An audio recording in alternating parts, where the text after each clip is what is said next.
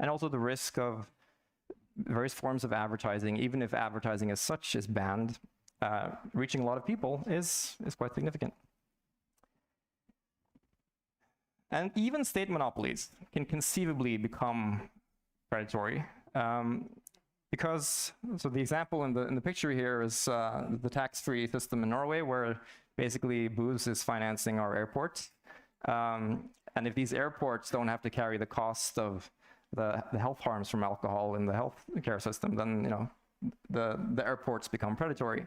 But also with cannabis or other drugs where possibly the harms are more concentrated to the heavy users, and they don't have so many third-party externalities.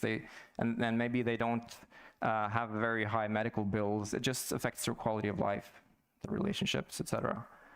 Maybe the state would be fine with sacrificing this little group in order to get a lot of tax revenue, right? So that's also something you would want to avoid. So as an overview, we can sort of say that this is like a dilemma, I guess. We don't want to end up where there's a lot of harmful drug use. We don't want a lot of organized crime, and we also don't want a lot of harmful enforcement. We want to be in the middle here. And of course, along all of these axes, you have other sub-dilemmas that I'm not going to get into. But how do we go about placing ourselves solidly in the middle? I would argue that the current sort of standard models for alcohol, for tobacco, historically haven't really been that great at that. They've sort of been closer to the top apex. And of course, the prohibitionist models for historically illicit drugs have been much closer to the bottom left apex. Well, I'm going to speculate a little bit now, but when something isn't working optimally, then maybe you should try something else, something new. What if, to start with, we primarily limited the physical access to drugs instead of their affordability? So instead of just making it really expensive to use cannabis, we just try to affect how easily someone can get a hold of a certain amount. And what I mean is not just conventional sort of thresholds, like we say that there can only be so many dispensaries in an area, so people have to travel this far to get there, or that the opening hours are only this much. Because the effect you the effect you risk by doing that is that once someone gets there, they stockpile, they buy in bulk. And then they have the fridge or the cupboard full of some drug. And that's not ideal, because then accessibility is super high until they run out. But there are some other ways of limiting accessibility. So one is basically just on-premise serving. Everybody's familiar with this. Any kind of bar, in at least this country and many others, isn't going to let you take the beer home. It has to be consumed there. And once you're there, consuming it there are some mechanisms for ensuring that you don't drink too much, right? And the shisha bar that you see here as well, the shisha is stationary. You go to this place to get the drugs. So you could imagine all sorts of versions of this, even the classical heroin clinic, where the drug is accessible on premise, and that allows basically regulators to have full control with consumption, including like what days this facility is even open, etc., and to whom it's open. But there are other devices in this category. You have rationing, which is historically sort of exotic, but it's made a comeback with cannabis clubs, cannabis social clubs, as some people know them. And we're going to hear a really interesting lecture later on about Malta, which has really embraced this model and is doing some exciting, innovative things, as far as I know. But rationing is truly a ceiling on consumption. It basically gives someone, say, a monthly or a daily or weekly amount that they can purchase. It doesn't have to be expensive, but they only get that amount. So in the picture, in the illustration, we have an alcohol rationing card from Spitsbergen, Svalbard, where there still is this type of alcohol policy, although there's an exemption for wine, because I guess it's a social class thing. So beer and liquor is rationed, but wine, that's culture, as someone said yesterday. That's kind of funny. There is some interesting research from Tor Nordström, a Swedish alcohol researcher, showing that when Sweden rationed all alcohol stronger than regular wine from, I believe it was 1917 to 1955 in various iterations, when they abolished this system, they saw a huge decline in cirrhosis mortality. It was basically the strongest indicator of alcoholism in society, the people dying from cirrhosis of the liver. And that decline was actually, by some accounts, potentially larger than what you saw when prohibition was abolished in the US. And this was not for all alcohol, just stronger than wine. Also, there's a variation on this that you can call self-rationing, or you can call it a commitment quota. This is not currently used for drugs, although I know of some cannabis clubs in Spain that have a similar thing. But basically, you are allowed to set your own quota, your own limit for a visit to a cannabis club, or for a week or for a month. But once you've set it, you're committed to it. You can decide to set it lower throughout the period. You cannot decide to set it higher, then you have to wait. So there's a bias towards moderation. And in gambling, including the Norwegian state gambling monopoly, Norsk Tipping, there are some very interesting results from research showing that this does have a moderating effect, but it would probably have a much larger effect on drugs because it's a physical good. You can't just go to another website, right? So yeah, the rationale behind this idea of just looking at accessibility instead of affordability, basically you can cap individual consumption and also diversion. So someone who has only this amount, they can't divert more than their own amount to some kid who's too young to buy it, right? And there's also a longer path to the illicit market, because if it's cheap, which it can be, then you're still going to buy the legal stuff first, and then you will maybe consider buying from, or just getting some from a friend who hasn't spent their own quota, and then you will consider the illicit market, at which time maybe it's not worth it to many people. And as a fun fact, you could also regulate concomitant use of drugs with this type of approach. Everybody knows that you can do it with serving. Of course, you go to a bar, you're not allowed to smoke cannabis at a bar in Norway. So that reduces the amount of simultaneous use of alcohol and cannabis at a Norwegian bar. But you could flip it around. You could have a serving place for cannabis that doesn't allow alcohol or inebriated people coming in. So that allows you to regulate concomitant use, and you can do the same with rationing conceivably by having this points-based system, where using your points for one thing costs points for another thing.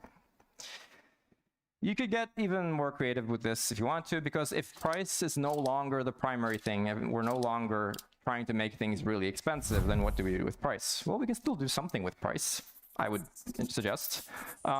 We could turn price into a sort of behavioral nudge instead. People care about price, but when they have no way of getting around price, then of course they tend to swallow the bitter pill and just pay up. But let's imagine, for instance, a reverse bulk discount. Everybody knows the bulk discount. You can pay less per unit if you buy many units, right? But this is the opposite.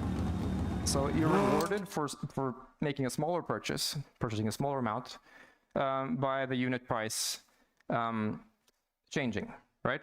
So here we have this simple illustration that if you buy 5, it costs less than per unit than if you buy 9.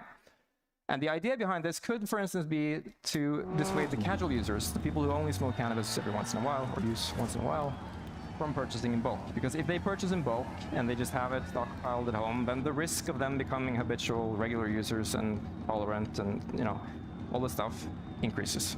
So this could be an interesting nudge for casual users, right? But you can also get even more creative if you embrace the model that I mentioned earlier, where, for instance, in a cannabis club, the quota is adjustable and you can commit to your own quota. Well, you could reward a lower quota with a slightly lower price. Not expensive for anyone, but even less expensive for the moderate people. And basically, you just you could use that to force people to consider how much they actually need, which is an interesting exercise. We know this from behavioral economics, that planning and considering what you need tends to affect consumption. Also, this problem of the heavy users being the most profitable. Can we do something about that? So an ad valorem tax, everybody is familiar with, like a VAT, for instance, moms in Norwegian. It's a percentage of the retail price. So if you change the price, well, the tax follows as a percentage. So what if we put this type of tax as a progressive tax on some kind of useful proxy for heavy consumption? So for instance, cannabis potency. We know that the people who want the strongest cannabis are usually the people with tolerance, and the people with tolerance tend to be frequent users, which is what we're trying to reduce. So if we just put a very progressive tax on THC content like this, and we don't allow the vendors to just increase price a lot, we could even say that they couldn't increase the price, then basically we're just eating off their profits. So you could get a picture like this where you have a lot of units with a high potency being purchased, and that's still a little bit less profitable than if they had just bought fewer units with a lower potency. Also, if you have the kind of commitment quota that I mentioned, you could also do this basically just taxing the quota. So the higher someone sets their quota, then the less profit per unit the industry is left with. Now, the extreme version is what I'm showing here, where basically someone using more is less profitable than someone using less, but you could also just balance it out to make them equally profitable or just slightly more profitable or whatever. These are some general ideas, and what it could accomplish is the industry goals might then be more aligned with the goals of public health. You know, going back to what I said about a potentially predatory state, you could have this adversarial model, for instance, with a cannabis club, which is then private, like a nonprofit private thing, for instance, where it's in the club's interest to have people reduce their consumption through this commitment quota, because that's when the club makes the most money. But the state makes the most money off this higher consumption, just like today, because the tax goes to the state, but the state is not the entity interacting with the consumers. And finally, I think there's a strong argument to be made for trying to have a differentiated system. This is not a novel idea. Uruguay has something very similar to this already, although I think there's room for improvement in it. But the basis of that system was geniusly designed by people like Steve, who's here today, and it's a very, very interesting starting point. So for instance, you could have this dispensary model, state monopoly, or some other organizational form for the casual users, which is regulated in one way. So here we could have, for instance, a fairly high minimum price, because the casual users don't care that much about the price. They're not that price sensitive. But then you could have the reverse bulk discount that I mentioned that incentivizes making smaller purchases. So if someone wants to buy larger amounts, they're incentivized to go buy more often. But as we know from literature, that tends to not happen that much. People forget to go buy it, and then you keep consumption moderate. And then in Uruguay, you have the system where people go, they have to book in advance when they go to get cannabis at the pharmacy.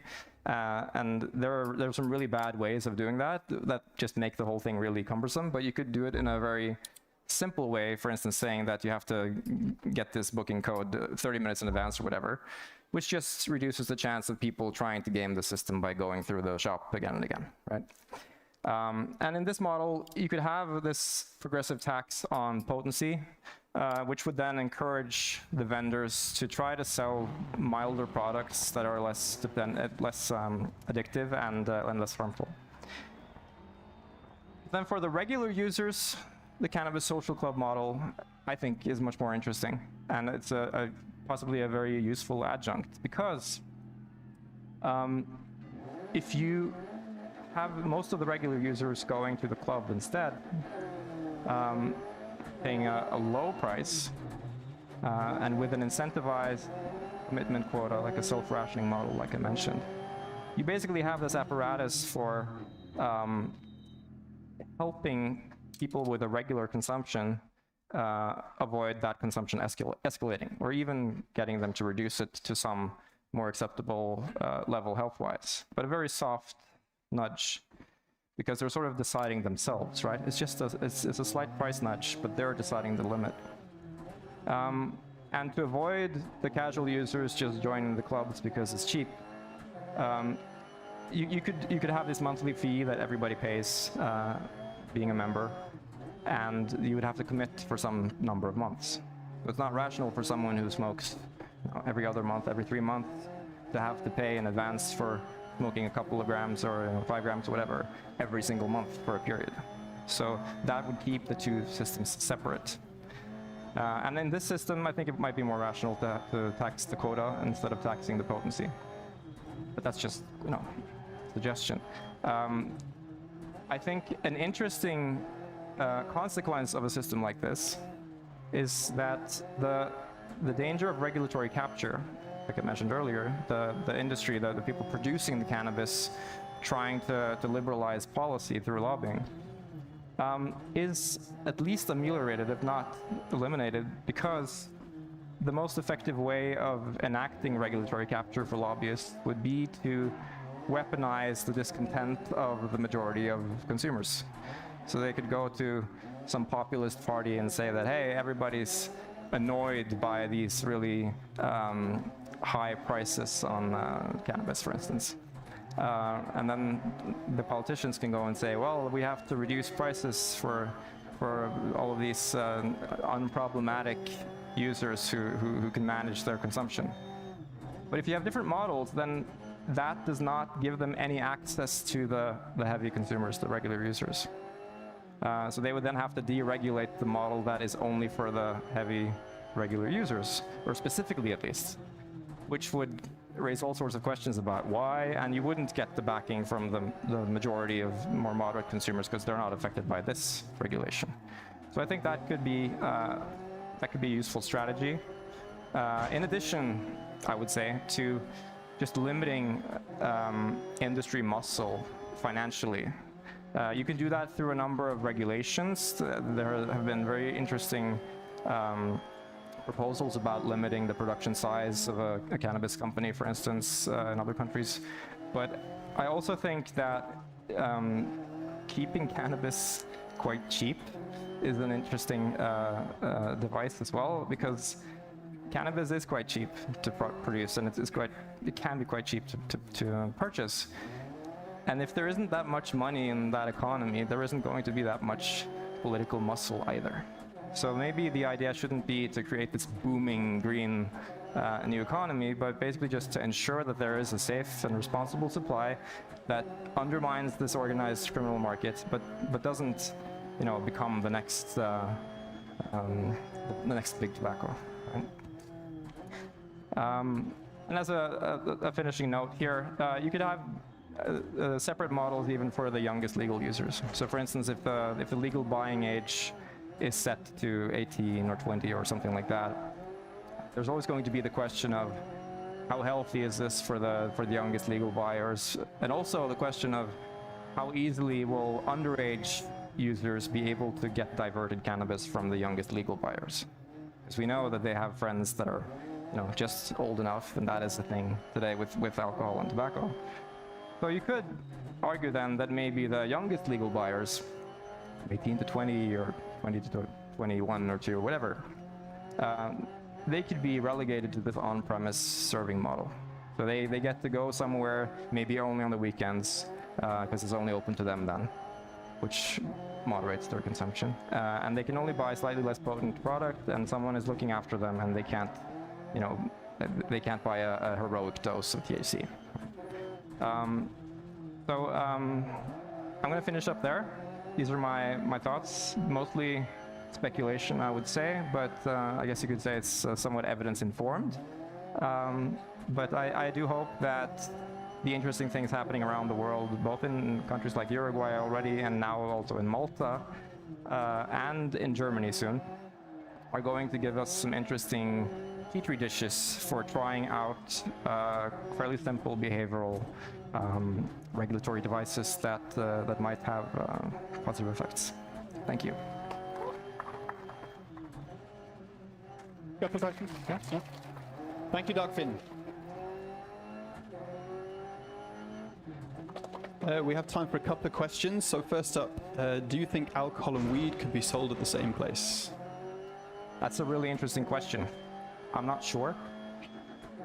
What I do think is that we should figure out how to regulate cannabis in such a manner that the substitution effect is maximal without causing harms from cannabis use. So I think what's a little bit complicated here is that there are some arguments for cannabis moderating harmful effects of alcohol without a substitution effect in terms of consumption, like just from the actual medical effects and psychoactive effects. So for instance, there seems to be a protective effect on the liver among people who have high alcohol consumption and also high cannabis consumption. It might be a substitution effect, but it doesn't seem to be only that.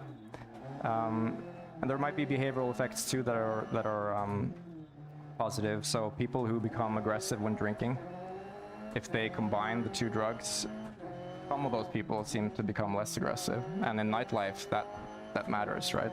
So it could be a good thing to have cannabis, for instance, in nightlife alongside alcohol with some kind of framework that balances the consumption. Maybe ensuring people, if they consume cannabis, they do it earlier in the evening and not at the end of the evening after drinking a lot, that type of thing. But I'm less sure about having, for instance, cannabis alongside alcohol in stores or in the wine monopoly in Norway, for instance. That might have some positive but also some negative effects, because someone who is going to buy only one thing end up buying two things, and I don't know how that would play out.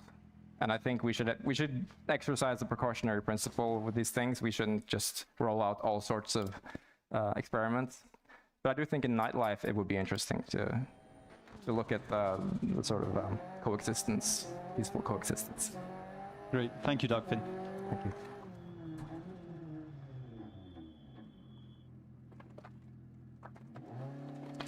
So it's always a treat to have something creative to spice up a conference, and the observant among you may have noticed that upstairs there is a little booth called Just Say No, dispatches from an alternative reality where the war on drugs never happened.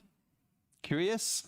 This is an interactive experience that needs your participation. So if you go upstairs, if you come in the main entrance and you turn left, down ahead of you there is this booth. So please go and check it out, see what it's about, and then we'll hear from the creators at the end of the conference, at the end of today.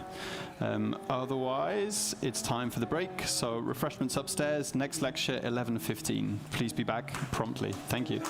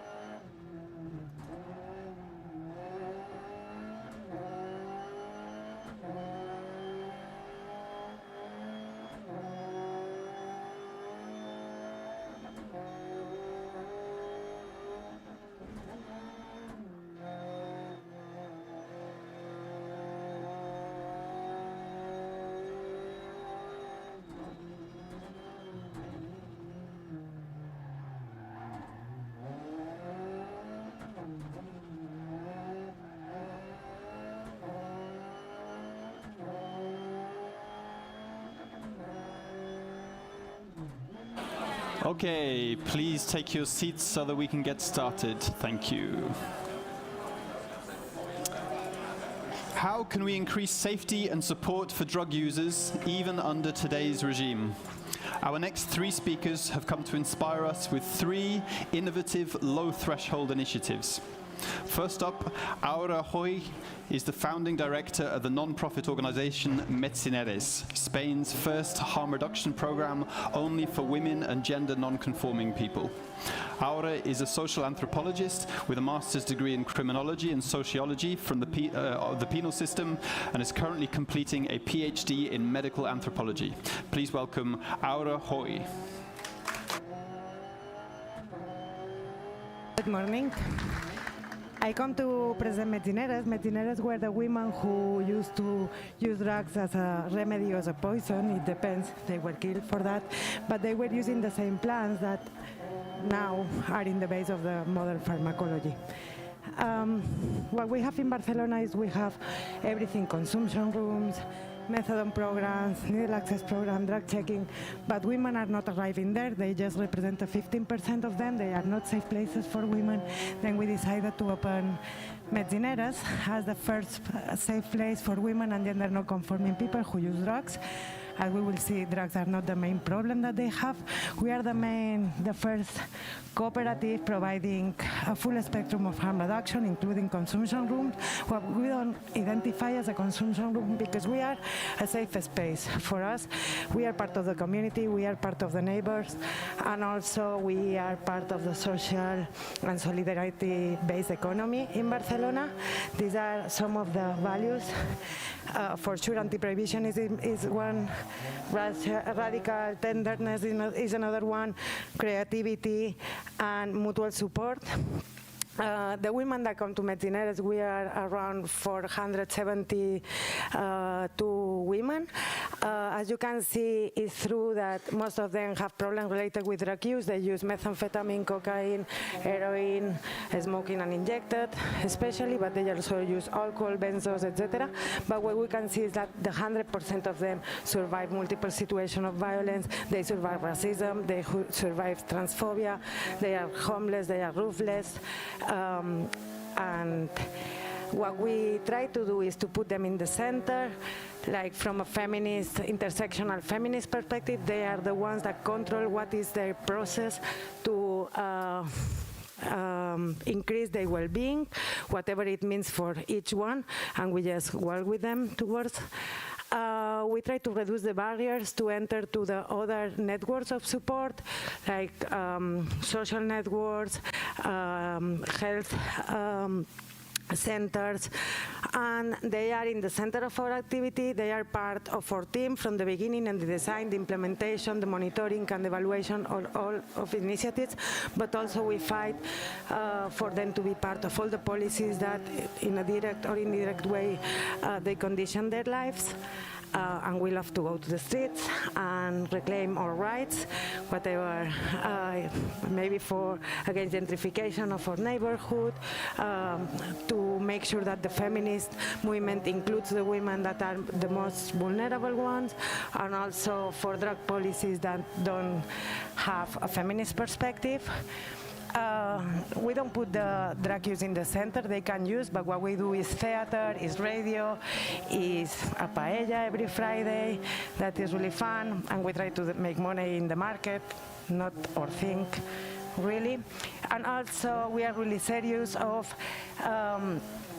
systematizing the data, because we are not inventing the wheel, and we know that we need to prove that what we are doing is doing something good and not bad, but also because we want to make sure that we make visible what is really important for the women that come to our place. Then we provide with new indicators that give some information of what is going on. We do it in an open source And always, as we like to do the things, like we first ask the women what they know, and this is some of the materials that come from that. We ask the women what they know. After that, we go to the scientific community. The scientific community say that what the women say was totally okay and is written in that kind of article that nobody else reads. Then we do it in a normal language that they can understand, and we provide this information as a peer-to-peer tool. You can check that in our website. Medicineres has been recognized as a good practice internationally and locally, and you can find all the information that you want in our Facebook, Instagram, but especially go to our videos because you can listen to them, and they are really nice and more clever than I am. Then just enjoy that. Thank you. Thank you, Aura. Next up, Gunnar Simonsen-Thingnes is leader of Nursing on Wheels, a mobile harm reduction service based in Oslo, which provides harm reduction and healthcare to people who inject drugs. Gunnar is a registered nurse with a master's in nursing science. Please welcome Gunnar Simonsen-Thingnes. Thank you for the introduction, and thank you for inviting me to speak at this conference. I'm honored to be here. So, we are Nurses on Wheels. Just move this one. So as Dominic mentioned, Nurses on Wheels is an outreach harm reduction service working with people who inject drugs in Oslo. Our clinic is a car. We drive around and meet the people where they are, whether on the streets or in their homes. We come to them, they don't have to come to us.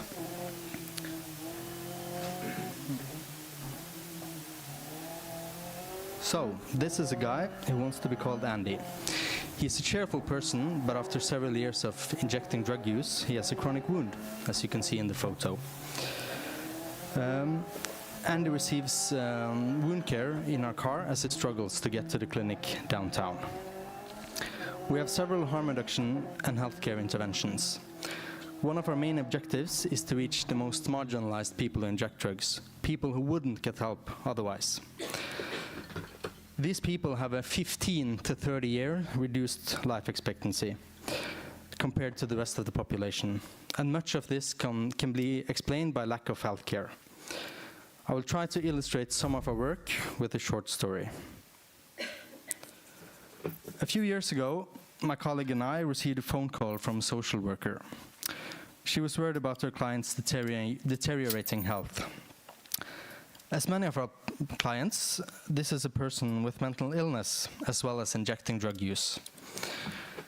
Several studies have shown that this group of patients are stigmatized and struggles to access healthcare. And this was the case here as well. The person refused to go to a doctor. She did not want to go to the emergency room, nor did she want the doctor to visit her. However, she accepted a visit from Nurses on Wheels as she already knew us and trusted us. We were called to the patient's home. The social worker was worried about the client's reduced cognitive state and general condition.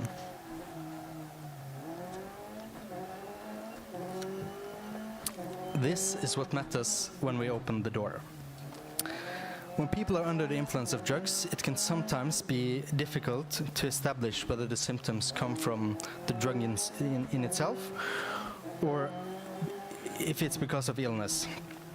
And because of this, our nurses' clinical expertise is key. We immediately examined the patient and did our vital measurements. We quickly suspected that the symptoms came from the nervous system and brought the patient to the emergency room. We followed her through further examination before she was admitted to the hospital. We later learned that she had a full recovery. However, the consequences would have been much more severe had we not been there. Because we are on wheels, this gives us the flexibility to help people throughout the city, and especially people who struggle to seek out other health services. In this way, we are a social entrepreneur, always looking for new ways to reach the people who need us the most and contribute to close the gap in life expectancy between our patients and the rest of us. We are constantly improving our services, and the latest addition is a simplified model of care for immediate treatment with antibiotics. This is important because our patients often struggle with infections and access to treatment can be difficult. We also have a one-stop test and treat program for hepatitis C, as well as a comprehensive needle and syringe program. Last year we had more than 6,000 visits in the van. To conclude, we need a flexible service complementing the public services. I also have to mention that we have for the past 20 years been funded through the City of Oslo and the Directorate of Health. But as of this year, the Directorate of Health has cut us off. We would like to do more and expand our services, but are in need of more funding. Thank you.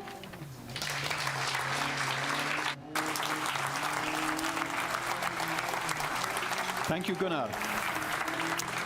Our final 5-minute speed talk comes from Dr. Ingrid Autran, leader of the Norwegian Association for Safer Drug Policy's Harm Reduction Initiative, Safe Space.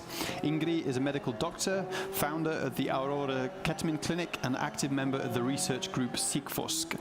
Please welcome to the stage Dr. Ingrid Autran.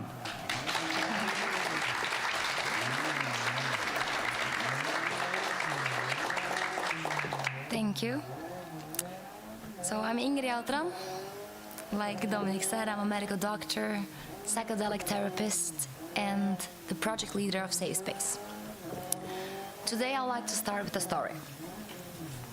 4 years ago, at Sydney FOMO Festival, 19-year-old Alex Rosking made a decision out of fear. Entering the festival, she got scared by the presence of the police and ingested all of her ecstasy pills at once. It was a very hot day in Australia, and Alex's body's temperature rose up to 41 degrees, leading to cardiac arrest and death. This tragic case is not isolated. At the music festivals, drug-related deaths occur nearly every year. So many young lives lost to this lethal cocktail of misinformation and stigma.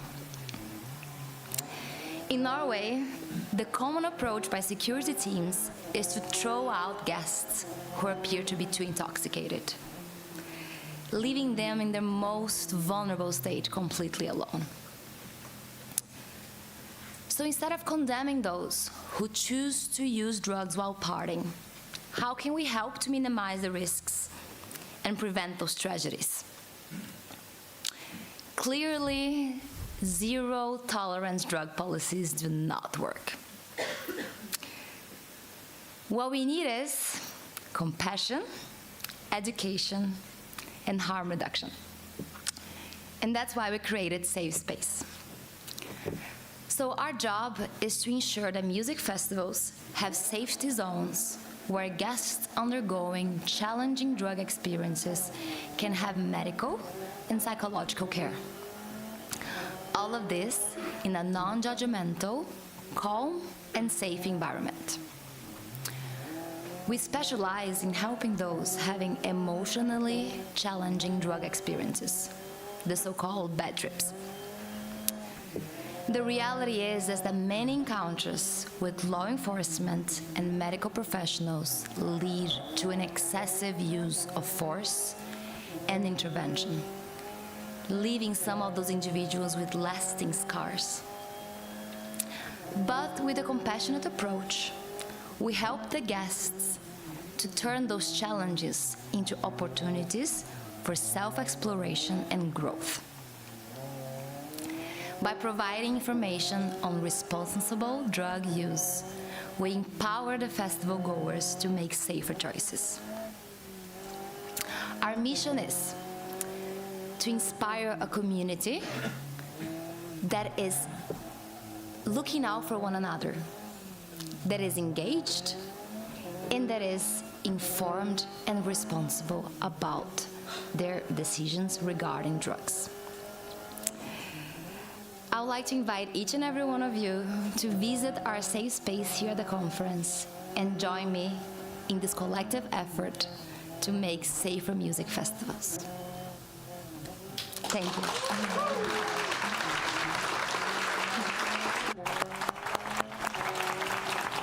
They are coming or no?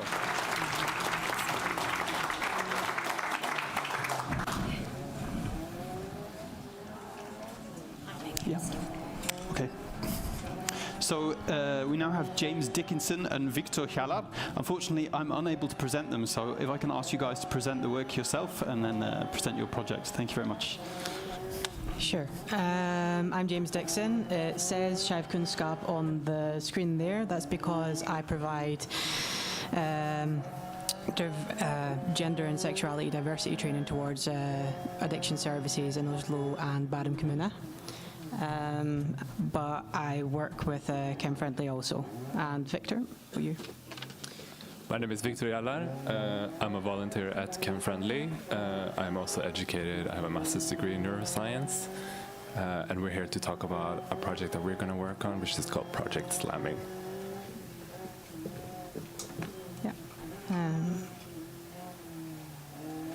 Yeah. So just a couple of quick definitions just to make sure that everybody's on the same page. When we talk about chemsex, we are referring to like sexual activity under the influence of drugs or chemical substances. And slamming is a term used to describe the act of administering said drugs intravenously, but in a sexualized context. Since 2011, a steady increase of crystal meth has been seen across Western Europe. Following this, in chemsex communities, there's been like an increase in slamming activity, and that's also been reported. In 2015, the Dutch organisation Mainline published a report highlighting the rise in crystal meth amongst queer men and chemsex communities. They face both health-related challenges regarding risks of slamming, along with little knowledge when reaching out to healthcare institutions that are supposed to treat them.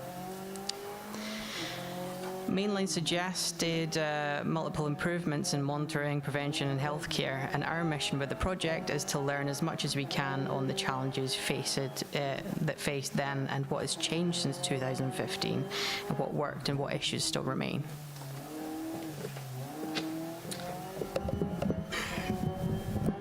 So our goals for the project is to gather some data of the trend in Norway. We want to spread information and awareness surrounding slamming practice, the risks, how to stay as safe as possible, and options on how to deal with health-related issues following slamming. Chem Friendly also aims to produce a report directed towards the health institutions about challenges seen in the Netherlands and rest of Europe, highlighting the obstacles the users themselves have been reporting. So just to mention a little bit about the way that we work, Chem Friendly is a user and peer-led organization where the users themselves have the opportunity to direct our work by democratic process. We work through the harm reduction principle where nobody is met with judgment, but rather understanding, knowledge, and user equipment. As volunteers, we gain a strong flexibility in our work, and as peers, we draw on our own experiences to support our members and users. And that is us. Thank you.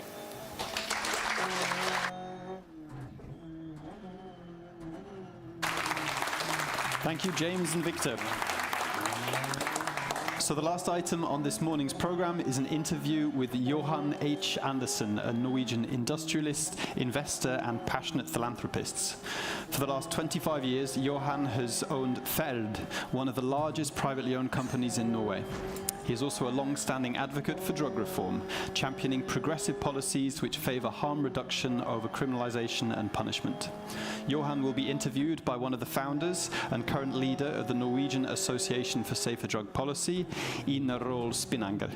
Please welcome to the stage Johan H. Andersen and Ina Roll Spinanger.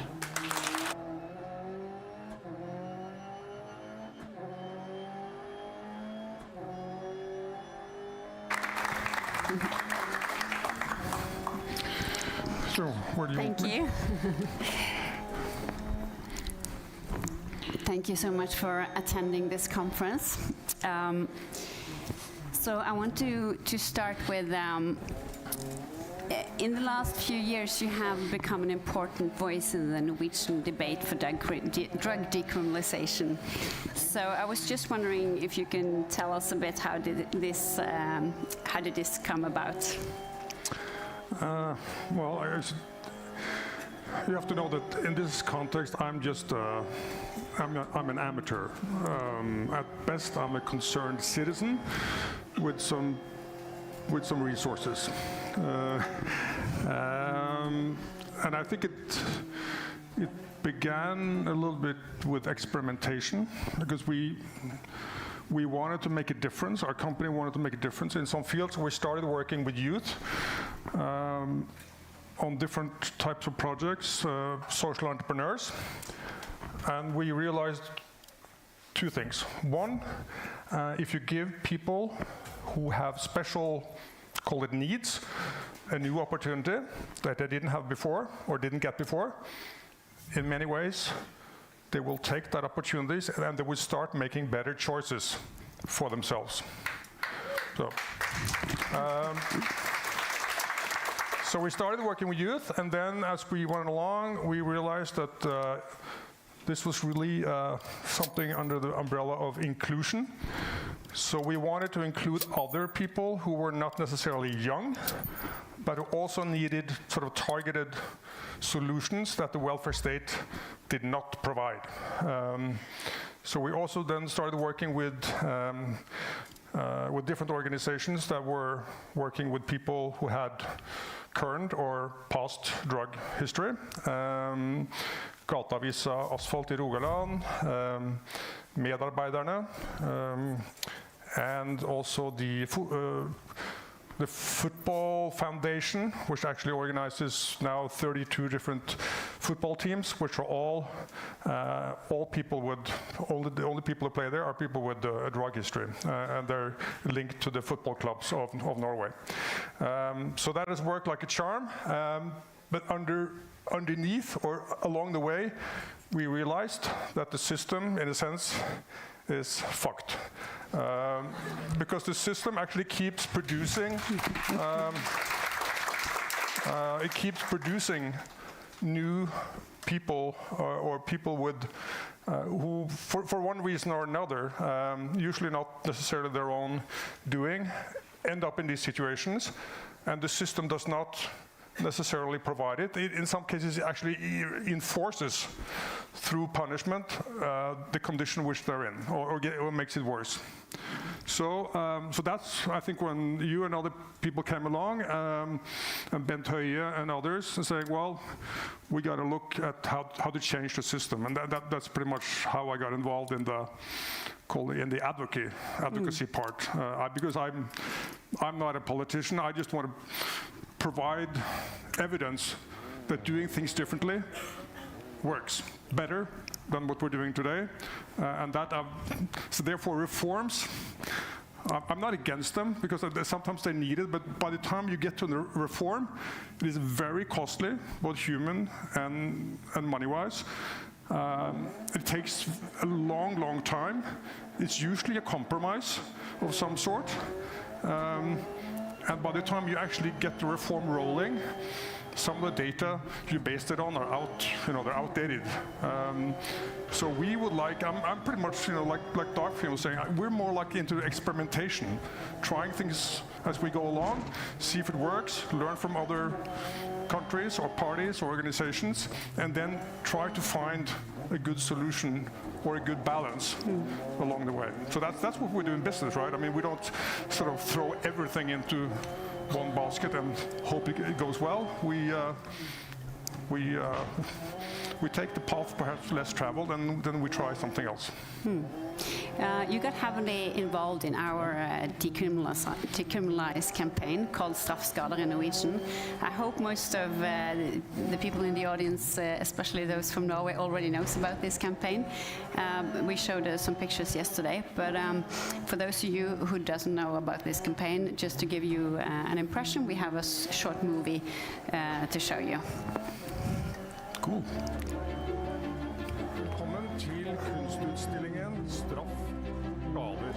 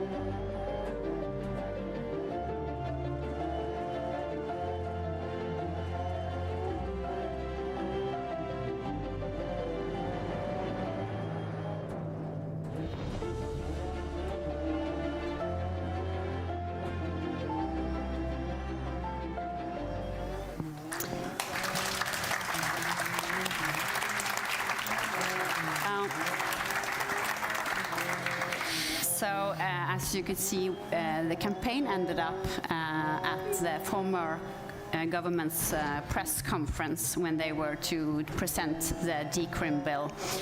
But it was actually your idea to use an art exhibition to push this message forward. Can you? What made you think of using an art exhibition? Well, I thought the case or the campaign was good. It was for the right cause, but it also had artistic quality. You saw the photos linked with the messages, where every person, of course the name is different here than in the real life, but every person was a real person. And of course they represent thousands. And one of them here called Peter, whose father was an ex-policeman, whom I met the same day and had dinner with, was the one that committed suicide because he, I think for the wrong reasons, lost his driver's license. And it will probably be proven that this was an illicit use of, call it, enforcement today. So, and these cases keep going on in more or less degrees, but I mean they're getting a little bit better because the courts are running ahead of the rest of the judicial system. But yes, I mean, so art can reach different people in different ways, and perhaps reach people who are not necessarily concerned or understand the case, but they can understand the message through a different image or a different way of showing the case. So of course this was in the middle of the pandemic in January of 21, so that kind of sucked. So there was less people at the exhibition, but I think we did pretty good work on spreading it through different types of media. You had to be the program host as well, because we were only allowed to have 5 people. So I couldn't do anything. I had to just, and then I had to ask him, excuse me, do you think you could just say welcome and do the whole hosting thing as well? And he was very sporty and did that as well. So yeah, that was impressive. When you received your honorary membership from us, I think it was 2 years ago, you said that you consider this to be a human rights issue at its core. Can you elaborate on that? Of course, I'm not a human rights expert either. I'm an expert on nothing. But I was at the time, and I had been for 8.5 years, the chair of the Council on Ethics, advising the Norwegian Central Bank, who oversees the Oljefondet, the Norwegian sovereign fund, which I think is now $1.6 trillion or something like that. So I kind of felt that I was, I don't know, appointed to a position where I could start talking about things in a different manner, also on a sort of conceptual level. I was talking to the biggest companies in the world and telling them to behave, or if not, they will be thrown out. So why couldn't I talk to the Norwegian society or politicians about human rights? Because human rights is a very core part of the fund's sort of norms in a way. And then, of course, I started, and I think many of you here, I learned a lot from you guys when it comes to the police scandal that Dag mentioned yesterday, and all kinds of digging that was done by many of you, and which you presented on Twitter. And I started, in a sense, connecting the dots. That this was not sort of individual people doing dumb things because they had a uniform on or because they had an office as politicians. This was what I would call a unique commonality of interest in keeping the punishing system going. And by doing that, it actually allowed these, what I will call human rights violations, to go on, simply because the system actually said, it's okay, we protect you. We are basically saying that for moral reasons, you can go on apprehending young people and pulling their panties down, and you can take their mobile phones, and you can take their driver's license, and you can do all these things, when it turns out you probably couldn't. You probably never could. And when that is not done on a system-wide basis, I dare to say that there's some kind of human rights violations going on here. So of course, I mean, we could take it to Strasbourg, or but I don't think it. I think we need to clean up our own shit, and we've tried in a sense.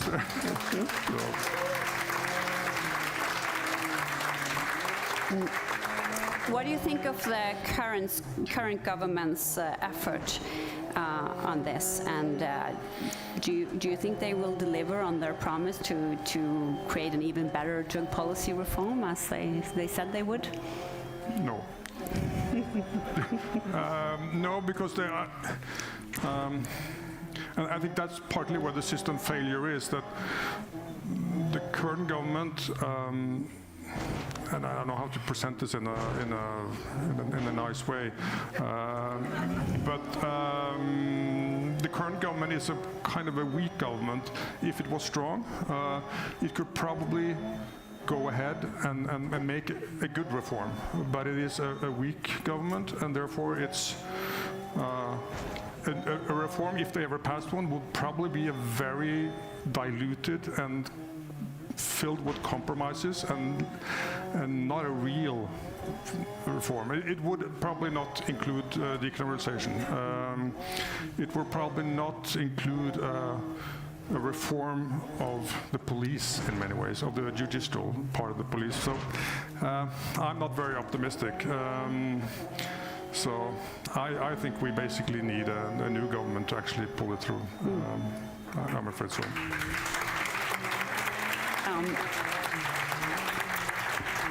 So, do you think that we will have a decriminalization bill passed in the next election if it's, what can I say, new parties entering the government? Or do you think this was our chance and we lost it? No. I mean, every great truth begins with the blasphemy. I didn't say that, George Bernard Shaw did. Meaning that what we are talking about here, whether it's drug reform, decriminalization, supporting people who today don't get the help because of some screwy system, it's all blasphemy. But by the time that our grandchildren grow up, they will see this is the truth, and it's the truth today, but it's not evident for everyone. So of course we can't give up. I mean, I think it's not that long ago that you didn't have same-sex marriage. So there's a lot of laws that have been passed recently that now seem evident, and this will also seem evident, 5, 10, 20 years down the road. And I think, as young politicians grow up, I mean, if you took all the youth parties, I think there's only one that could probably be a little bit against it. They're all for it. Of course, they will do more compromises when they get older, but still, I think this will happen, hopefully in my lifetime. Just so you know, in the audience, if you have any questions, you can send it on Slido, and we might have time for him to answer that as well. But you were also essential in funding our clinic, Eika-klinikken, which is a low-threshold clinic for people with drug dependence here in Oslo.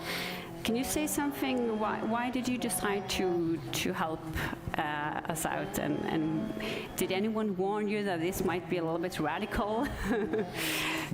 I like radical, in the sense that that's when you make more of a difference. And I mean, we try to be what we call additional, in the sense that we try to be there when it's very important, and then when no one else is there.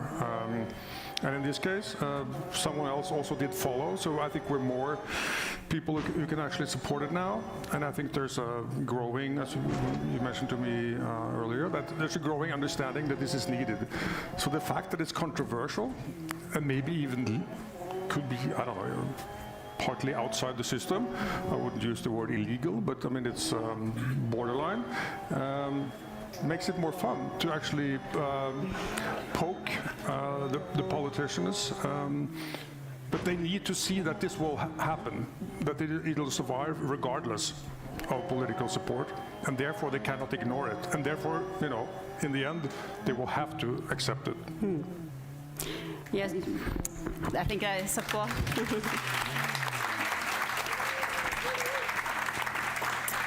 So just for the record, Eika-klinikken is now also funded by the municipality here in Oslo, and hopefully it's not seemed as radical anymore, but it was just 2 years ago, I think.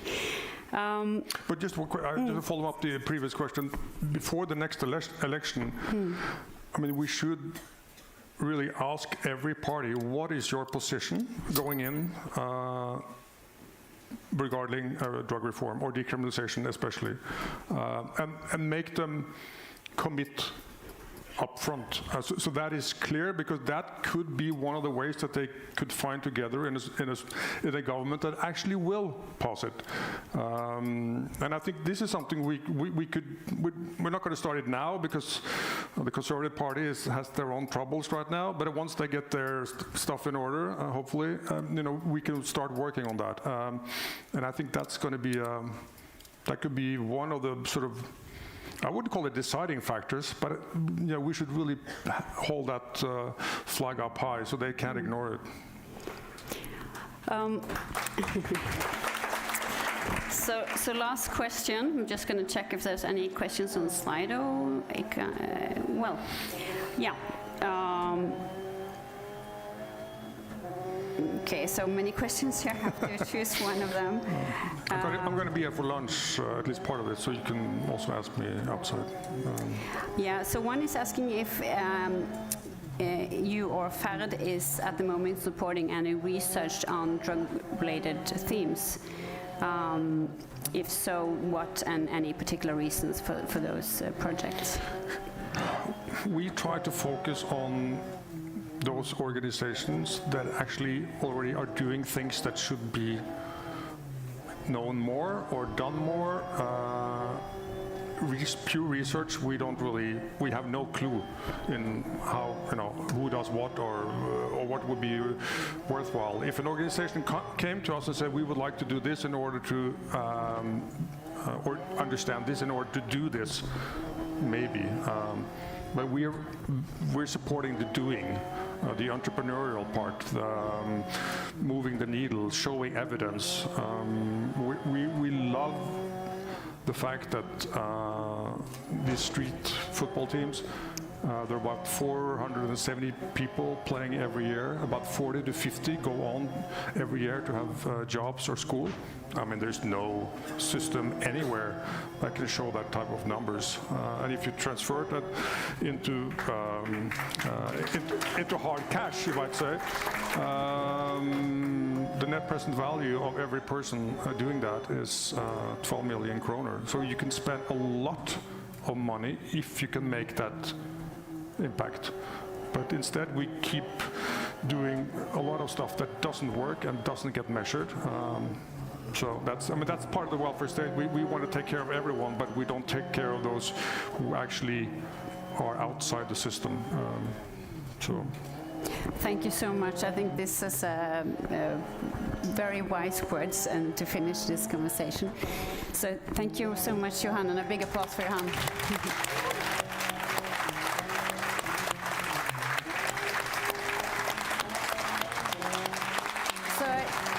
Just so you know, he's on what used to be called Twitter, it's now X, called Ferd Owner. So it's possible to keep in touch with you there. Yeah. Thank you so much.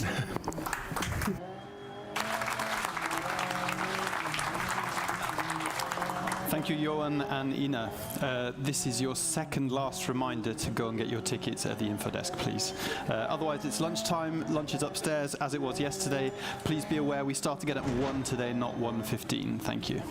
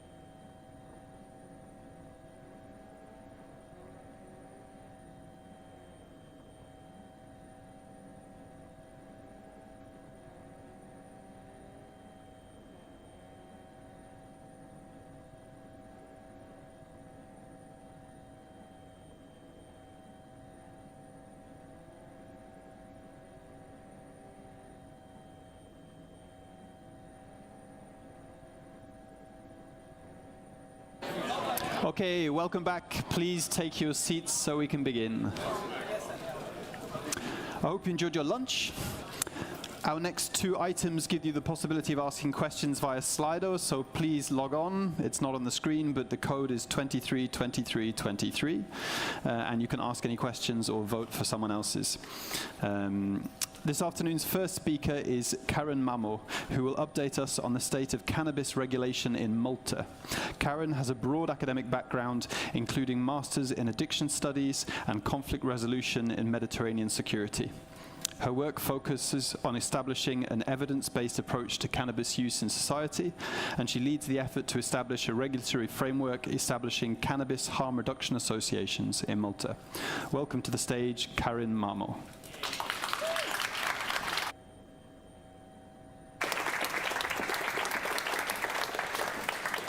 Hello, good afternoon. It's indeed an honor and a pleasure to be here with you, especially since Malta, I hope you know where Malta is, but Malta is a very tiny island in the Mediterranean and has been historically linked with very conservative drug policies.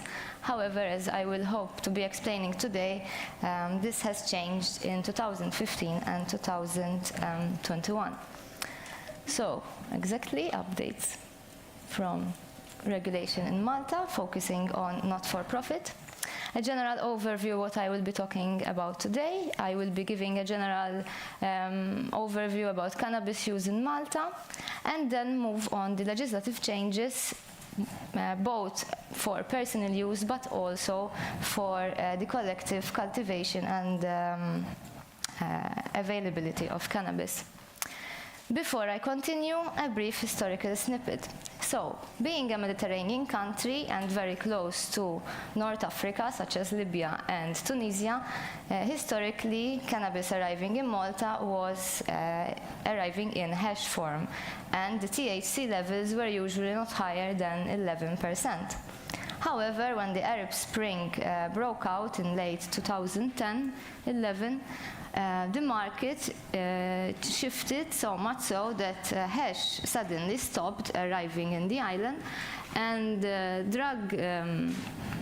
drug organizations started to import flower form cannabis from mainland Europe, mainly from Sicily, Albania, which were cannabis of very bad quality, but then it shifted to also the Netherlands and Spain, predominantly coming via water, because as an island, the airspace is more difficult to smuggle these type of drugs.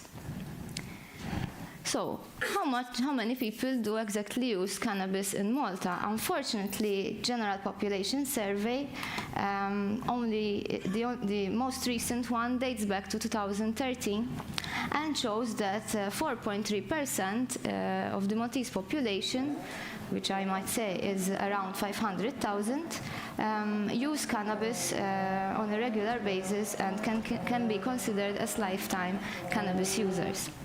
More recent data from 2021 shows that alcohol and tobacco obviously have higher levels of use.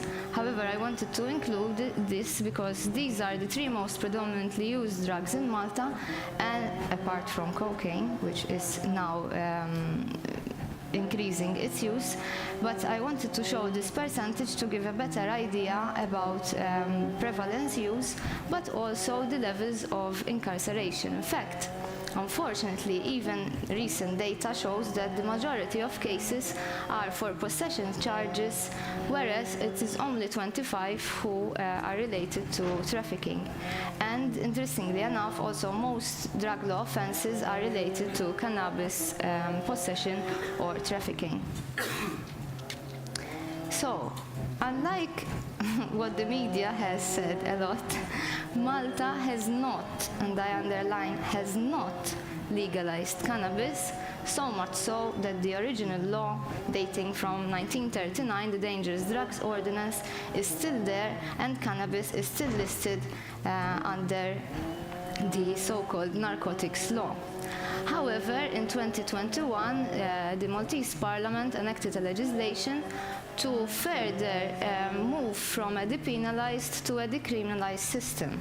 I'm saying this because back in 2015, the initial amendment to the law called Drug Dependence Treatment Not Imprisonment allowed or permitted or tolerated, let's call it like that, the possession of small amounts of drugs under a depenalized model whereby the police still retained the right to confiscate the drug, the right to arrest the person and interrogate, and then, however, the person did not end up with a criminal record but was diverted to a commissioner of justice whereby and then issued a fine. And this has promoted a relative paradigm shift how society should view personal drug use. So cannabis, the partial decriminalization of cannabis builds a bit on this experiment to shift personal users from a predominantly criminal bracket towards a less harsh approach. So in 2021, we see that laws related to cannabis are a mix of a depenalization, decriminalization, criminalization, as I will explain, and regulation. So under cannabis for personal use, one finds that the law now tolerates and permits the possession of up to 7 grams. And this falls directly under a decriminalized model whereby possession of 7 grams of cannabis in flower form will not result in any consequences. So the police will not arrest the person, will not confiscate cannabis. However, if there is suspicion of trafficking, for example, if the 7 grams are divided in 7 small packets, then obviously the police will consider that as a trafficking, and then the criminal provisions kick in. The law in 2021 also tolerates the cultivation of 4 cannabis plants per household.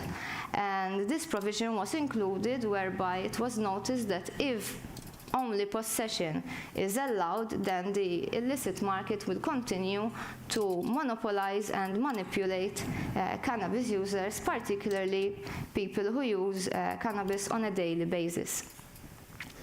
The alternatives to incarceration, as I explained before, is an interesting approach whereby under temporarily turn on my mic. I'm trying to find more than 7 grams, the fucking button. Less than 28 will be once more But diverted it's surprisingly to the fun Commissioner driving of Justice and spared tainted without criminal record. Under personal use, one also finds provisions falling under social justice, whereby the expungement of criminal record was included. Although I might say this is not automatic, and one hopes that hopefully in the future the legislator will see the need to move to an automatic expungement of criminal records. We move now to the collective cultivation and distribution of cannabis. Something which I did not mention before is the role of civil society in influencing the legislator in moving towards a more communal and not-for-profit approach than to a dispensary model as we see in predominantly American states. No co-driver. So these cannabis harm reduction associations have a primary aim, a not-for-profit basis and a selfless approach to cultivate and distribute cannabis to a restricted group of members. In fact, only registered I just had a big crash because I didn't foresee a big jump coming. Of one club at a time. But otherwise, it's been really interesting. These associations have also to you just need to be skeptical about everything. Something which the illicit market, unfortunately, is not possible to do even for personal users because there are no testing facilities in Malta. These associations, unlike other there are these signs associations involved in commodities, will not be allowed to market their operations or affix any signage outside of their distribution centers. there are interestingly, and visual also indicators thanks to, though. work, Oh, shit. Like, for example, ENCODE, I was very So it's not like pleased to driving see completely that blind, ENCODE but was when you're going mentioned fast, even sometimes you earlier. miss them, and The then democratic participation of members who yeah, will be like you see registered here, members is important to straight, further straight, ensure straight, that and then the it's yellow before, association like 100 moves meters before. in favor of the users and not the industry. And again, the idea to prioritize public health and the role of the authority to that repair is gonna be bad though. harm reduction associations to promote a harm reduction approach. Apart from establishing these associations, the authority is also filling a vacuum when it comes to education vacuum? on drugs. The Let's see if we government can entity maybe set up find the who is replay. focused on prevention and treatment has been It focusing was a on prevention big and crash, treatment, like and one of those what the unfortunately, fucks. a harm reduction approach and educational approach to better promote a responsible use of cannabis has been lacking for a long time in Malta, and the authority, also thanks to social media and other educational platforms, is Could be trying soon. to promote a better understanding of what the law permits, but also some tips how to reduce harm and risks associated with cannabis. Interestingly, also, these associations, although The other accepting ones. people from the age of 18, will This have a felt like a limit big one. of 15% THC for people under the age of 21. This has been included to impart in young cannabis users a more conscious approach when it comes to THC limits, levels, and how this impacts well-being. Something which I did not mention is that these I was like, associations will only I'll be just slide allowed across to here, no problem, and then distribute whoop. cannabis in flower form, and therefore extracts and high-potency THC products And then the hunt for the now buttons at began. least have not been included.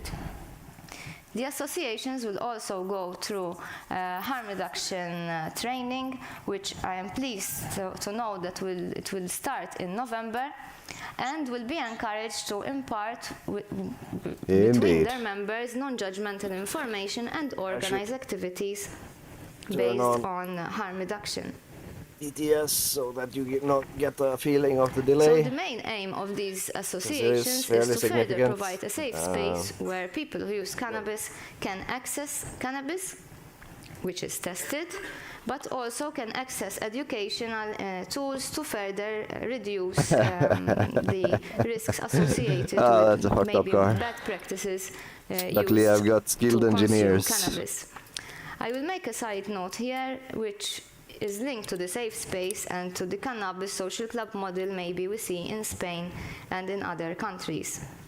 Unfortunately, and I say this with a heavy heart, albeit I'm part of the authority, that there will be no consumption on site these associations. And from a harm reduction approach, I believe that this is a missed opportunity to allow consumption on site, especially if we want to really impart a harm reduction approach. However, it is important to note that there are discussions ongoing also to allow the consumption on site. And also, when you're not relying on his calls, you start noticing that you can read the trees. That there are 6 associations who have been granted the in-principle license, and therefore, although not operational yet, they have been granted a legal Supposed to just status watching to the start, ground, it becomes like buying being the aware of what the equipment, trees in the renting distance out look the like. cultivation area, and also having an opportunity for the authority to inspect and audit these associations. Here I have no idea what's going on, so I'll just go say We'll see these associations in operation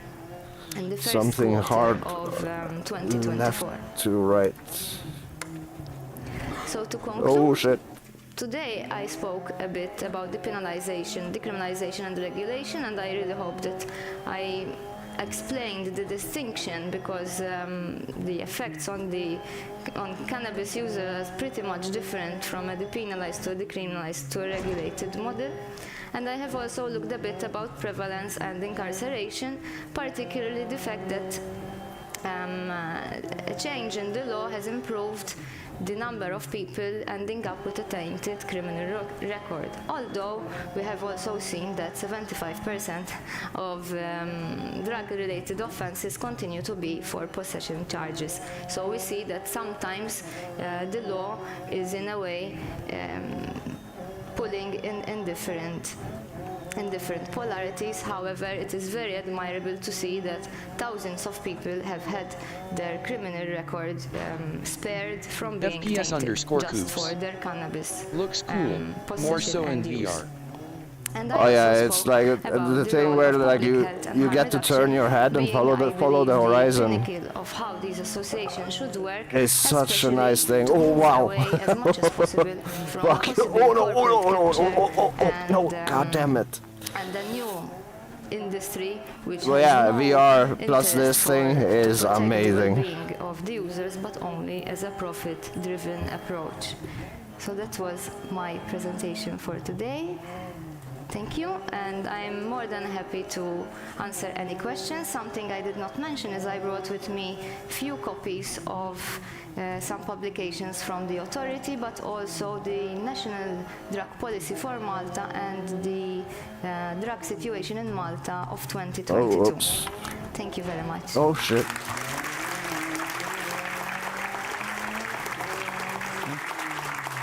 Thank you, Karen. We have a couple of questions. Yes, I have a question. I cannot leave. Yeah. So, first question, how is the cannabis regulation viewed by the public in Malta? So I believe there were mixed, especially during the discussion before the law was enacted. The discussion was somewhat polarized, so you had civil society calling for a more humane approach, whereas most stakeholder partners calling for a criminalized, or at least the situation remains as it is. And the population, I believe, understood how important it is for people to steer away from cannabis, which could be tainted from the illicit market, but most importantly, having their police conduct it's so good though. tainted because of their cannabis Actually, I'm kind of use. preferring not having Phil bark at me.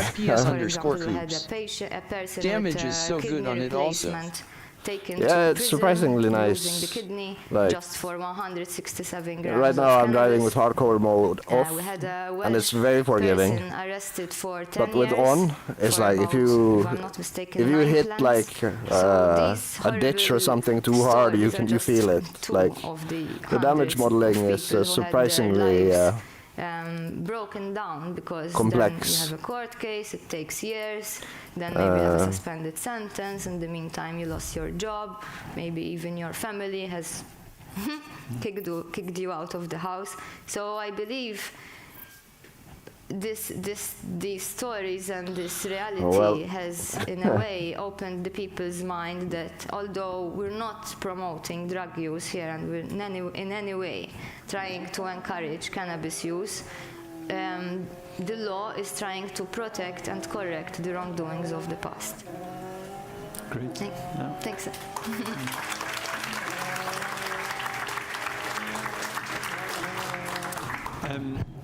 Are there any plans in place for evaluating how well the new system is working?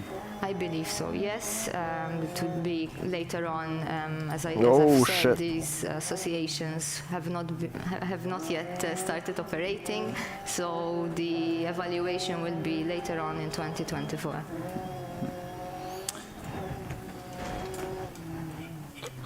Fuck it out.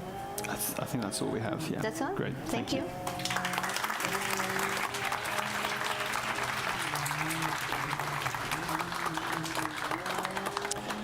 If we can regulate cannabis, then why not cocaine? Crisis. Given the rising levels of cocaine use in the Nordics and Europe, oh shit! The next two speakers will take up this discussion more so than debate, with input from the audience via Slido, so please log in and put your questions there. When both sides have had their say, you'll have the opportunity to vote whether you think cocaine should be legalized. Anyway, bro, I'm going to do some more laps. I hit a 43.1 after 5 laps today, so should get into the 42s. Easy. Yeah. I'll probably join you in a bit. There's a couple a lot more lectures I want to listen in on, and then I'll probably stop by. In the opposite corner, we have Dagfinn Paust, founding member and chief scientific officer at the Norwegian Association for Safer Drug So yeah, Policy. just remember, if you sit through the 2-minute session, you will be basically where your stint begins, more plus minus or minus 5 minutes, basically. If you wanna OCD it. Okay, so to get us started, Steve, maybe you can tell us a little bit about what are the harms. And of yeah, the temperature will be rising until the end of the race. So Okay, bro. So yeah, so just target 26.8 or so early. During that time, cocaine use And if you make it to the end, you'll see if you're exceeding 27.0. It's more, it's purer. You do not want to be doing that. More people are having problems with it. More people are dying or seeking good luck. emergency See you services later. to cocaine. FPS_coops. Any metric. How do I skip server? Slash next. Then you jump to the first 2-minute session, which I just referred to. But it's not just that it's And if you wait for that one, it's like a 20x time multiplier, so 2 minutes times 20 equals 40 minutes. So then the server time will be 1:40 p.m. or yeah. Organized crime groups.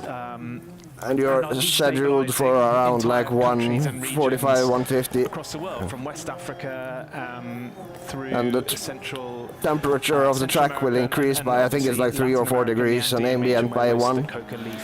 So if you target...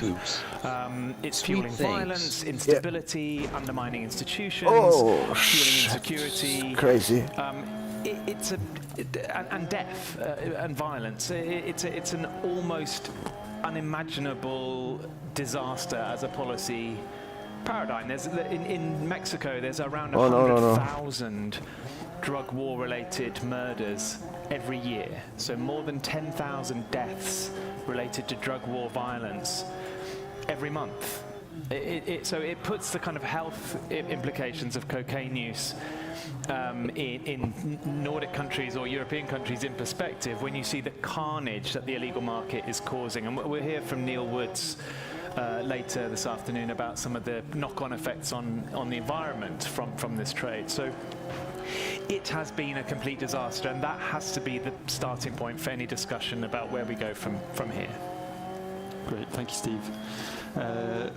Dagfinn, why do you have reservations about cocaine regulation? So, Steve and I are not in... 1 second.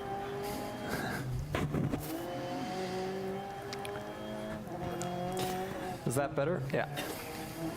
So Steve and I are not in much of a disagreement here. He helped with my book. It's enough. He's a co-author. No, It's going to be the worst debate ever. But this could be interesting. But, so first of all, I'd like to say that I share this description of the situation, this understanding of it. And I think that any cocaine policy that does not have as one of its primary goals to minimize and preferably eradicate at least this form of illicit economy that we're seeing, and really just bring the illicit cocaine trade down to a minimum, is going to be the wrong policy. We need to do that. So to the extent that I have reservations, you know, I don't know if this is even what Steve is suggesting, but if someone suggested that we just need to legalize powder cocaine here and now, sell it like alcohol in order to solve the problem of the illicit cocaine trade, I would have reservations against that. So my view is that we have a lot of different tools at our disposition, in theory at least, when it comes to dealing with this market. And I believe that any strategy for minimizing an illicit market for a drug has to address demand. Otherwise, there's no point. Supply side measures alone have just been completely failed throughout history. So the question is, how do we acknowledge this demand? How do we meet it in some way that could be more favorable than just selling powder cocaine like alcohol tomorrow? That's how I try to approach this. And I think that there are some things we could consider. We could consider some form of substitution, and I mean that in the broadest sense of the word. I mean, when we introduced methadone, heroin markets shrank considerably. When we introduced snus, cigarette use went down. So similarly, there may be other drugs, less harmful preferably, that could have a similar appeal. So we should investigate whether that could be worthwhile to make some of those available before we make conventional cocaine available, or as available. I also think that we should look at the situations in which cocaine is being used. So undeniably, cocaine is an adjunct to alcohol, mostly. And there are exceptions in the crack cocaine culture. There are different practices, you could say, but in our part of the world, it's largely an adjunct to alcohol. So then the question is, are there things we could do about alcohol consumption or alcohol regulation, alcohol culture, that could modify the need for cocaine as an adjunct to alcohol? And of course, those who have problematic use, are there options such as stimulant substitution treatment that could reduce their demand for cocaine? Now, I'm not saying that any of these solutions are necessarily easy or even feasible, but I'm saying that those are the types of things we should be looking at before we go with the nuclear option. But with that in mind, I'd like to repeat that if we don't address the illicit cocaine market, then we've failed. I mean, what would you see as being the direct consequences of failing to address that? Well, we're seeing those consequences already. Even if those consequences aren't affecting us here in Norway very directly, that's an incredibly, that's an incredibly unsolidaric position. I mean, we're basically, we're letting people die in order to save some money on our public health budgets, right? That's not an easy thing to defend. So I would not defend it if I didn't think that there were some intermediary tools to be used. And perhaps even in the end, we will realize that we do need to have some kind of legal cocaine supply in addition to these other tools that could then mitigate the consumption. But these are all empirical questions. Thank you. You mentioned sort of cocaine powder and crack. As far as I understand, the law treats everything as just one type of thing, cocaine. Are there any other forms of cocaine that can maybe be useful in this process? Yeah, I mean, cocaine is it's a fascinating drug because you have everything from coca leaf, which has been traditionally consumed as a chewed coca leaf or coca tea, or various other sort of mildly processed preparations of the coca leaf for thousands of years in Andean cultures without any harms at all. It's really not associated with any health risks any more than like coffee or tea, and brings some benefits. People use it to deal with altitude sickness. They use it it has some nutritional benefits. It's not associated with any harms at all. If you concentrate it, take the cocaine alkaloid out into a powder, it then becomes more risky, and if you then make it into a smokable preparation, i.e. crack, or injectable preparation of cocaine, it then becomes very risky. So you have this spectrum of preparations of the same drug that are associated with hugely different behaviors, hugely different motivations for use, and significantly different levels of risk, even though it's the same drug and the law makes no distinction. We have to be sophisticated enough and intelligent enough to have different policy responses to those different things, but you don't deal with them the same. Crack and coca leaf are not the same, even though they are technically the same drug. The problem with prohibition and the war on drugs is it's tilted the market towards powder cocaine and crack. So it's easy to get powder cocaine and crack in Oslo, I'm sure. If you can make a few calls, get some. Certainly in London, where I'm from, very easy to get cocaine and crack. There's WhatsApp dealers but it's impossible to get coca leaf. You can't buy coca tea, you can't buy mambe, you can't buy lower potency cocaine products, which are much safer.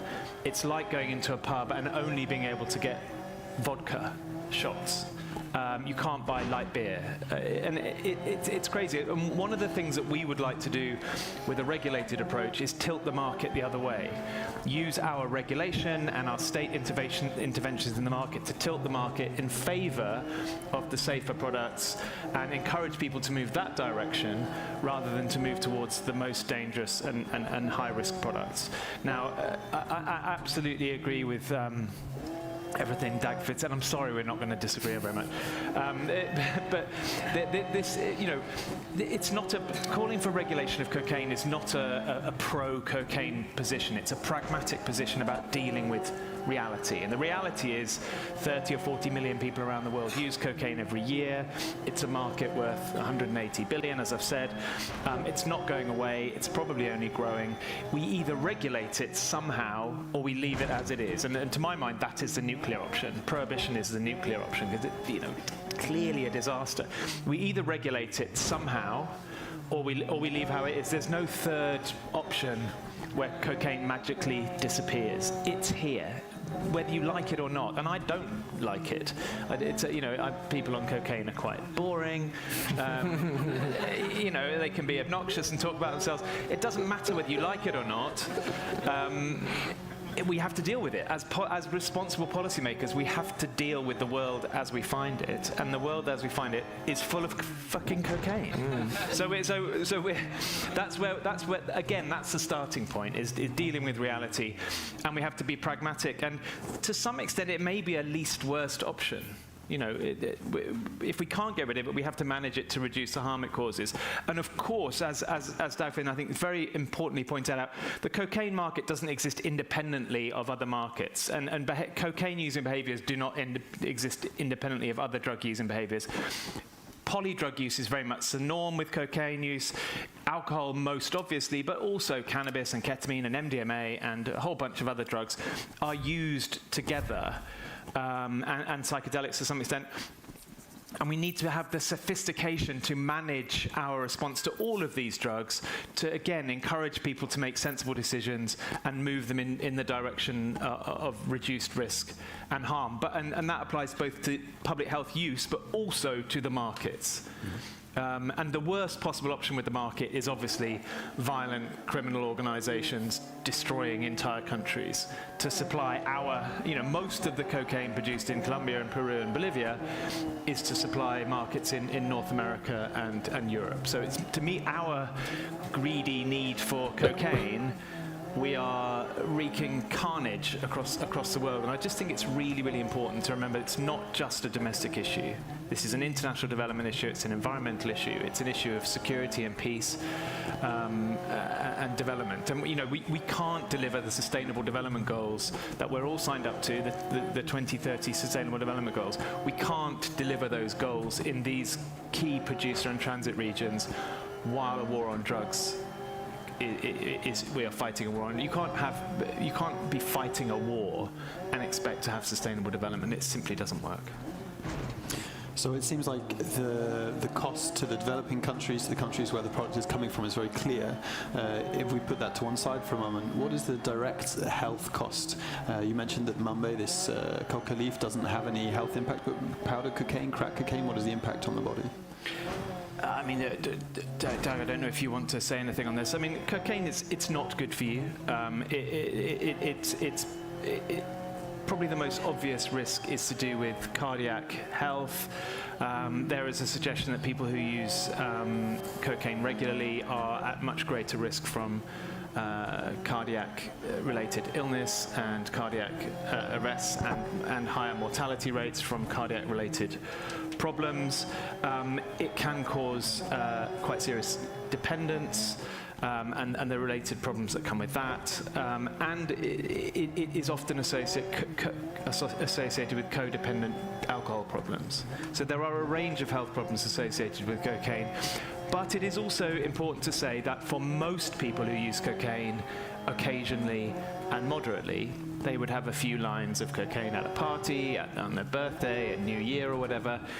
It's not associated with significant health harms. But as with any drugs, there is a minority of people who are using at a higher intensity and frequency who will have real problems, particularly with smoked cocaine or injected cocaine. And again, particularly when it's used in conjunction with other drugs. Is that a reasonable summary? I think that's very reasonable, and I'd just like to add that there's some reason to believe that cocaine is more harmful than some other similar stimulants. It has certain particular effects on the heart due to its local anesthetic function, which will exacerbate the risks of coronary disease, and in general also it's very potently vasoconstrictive. It constricts the blood vessels in all the end organs in your body, so the danger of some kind of infarction or blood clot in many different organs, including the brain, is real. But I agree, to most users it's not going to be particularly dangerous. What's difficult about this discussion is that we actually don't have that good data on the harms of cocaine. Like, there's a lot to suggest that cocaine is pretty bad for you, but it's very difficult to quantify exactly how bad, because there are so many confounders in this epidemiological research. We don't know what defines cocaine users as a group. They have ostensibly much higher mortality rates than other people of the same age, and that are comparable in many ways, but probably not in all ways. Oh shit. So, there's a precautionary element here. We could say that since we just know that it's unhealthy and we don't know how unhealthy, we should be careful in unleashing it on a population where it's not very widespread yet. But, there is no reason why cocaine should be addressed in the same way by all nations. And in fact, Norway has been seeing headlines recently about cocaine use being rampant, but it's still a very marginal phenomenon here. I would say that a country that has much higher levels of use would be much more suited to addressing this problem through a regulated legal supply, because they're contributing so much more to the market. But that being said, I completely agree that the mild products like coca leaf, coca tea, there is no reason to consider those the same drug. And there's no reason why every country in the world should not be selling coca tea. Give the growers something else to grow, to start with, and that should not be controversial at all. But we don't know. I mean, were we to open up the market to coca leaf and coca tea and mambe and some of these other oral coca products, you can get like coca leaf snus with sort of like ground up coca leaf with a what is it that releases the alkaloid, the bicarbonate. Yeah, something like that releases the alkaloid as an oral product. There's no reason why those things shouldn't be available, because they're not associated with significant health issues of any kind, but we don't know to what extent that would eat into the powder cocaine market. No, we don't. I mean, but the powder cocaine has its own culture, and it has its own cachet, and it has its own status, and so on. And would people who would normally be snorting cocaine at cocktail parties be wanting to chew coca leaf? I don't know, probably not. But maybe, I mean, who knows? Or maybe we could have like a cocaine, like Red Bull type drink, or like Coca-Cola, which originally did, of course, famously had cocaine in it once upon a time. Maybe we could have some sort of cocaine stimulant beverages, which would like coca tea, but marketed to a Western market. So there are interesting options there, but they also have risks. If we had a cocaine drink, people would do cocaine, Red Bull, and vodka, and it's like, no, that's not what we want. We don't want to be mixing alcohol and cocaine. So you kind of go, this is a good idea. Oh, is it? I'm not sure. So these are the kind of regulatory dilemmas and balancing acts, the kind of thing that Dag was talking about in your presentation this morning. Because there are many different stimulants with different characteristics and risks, of course.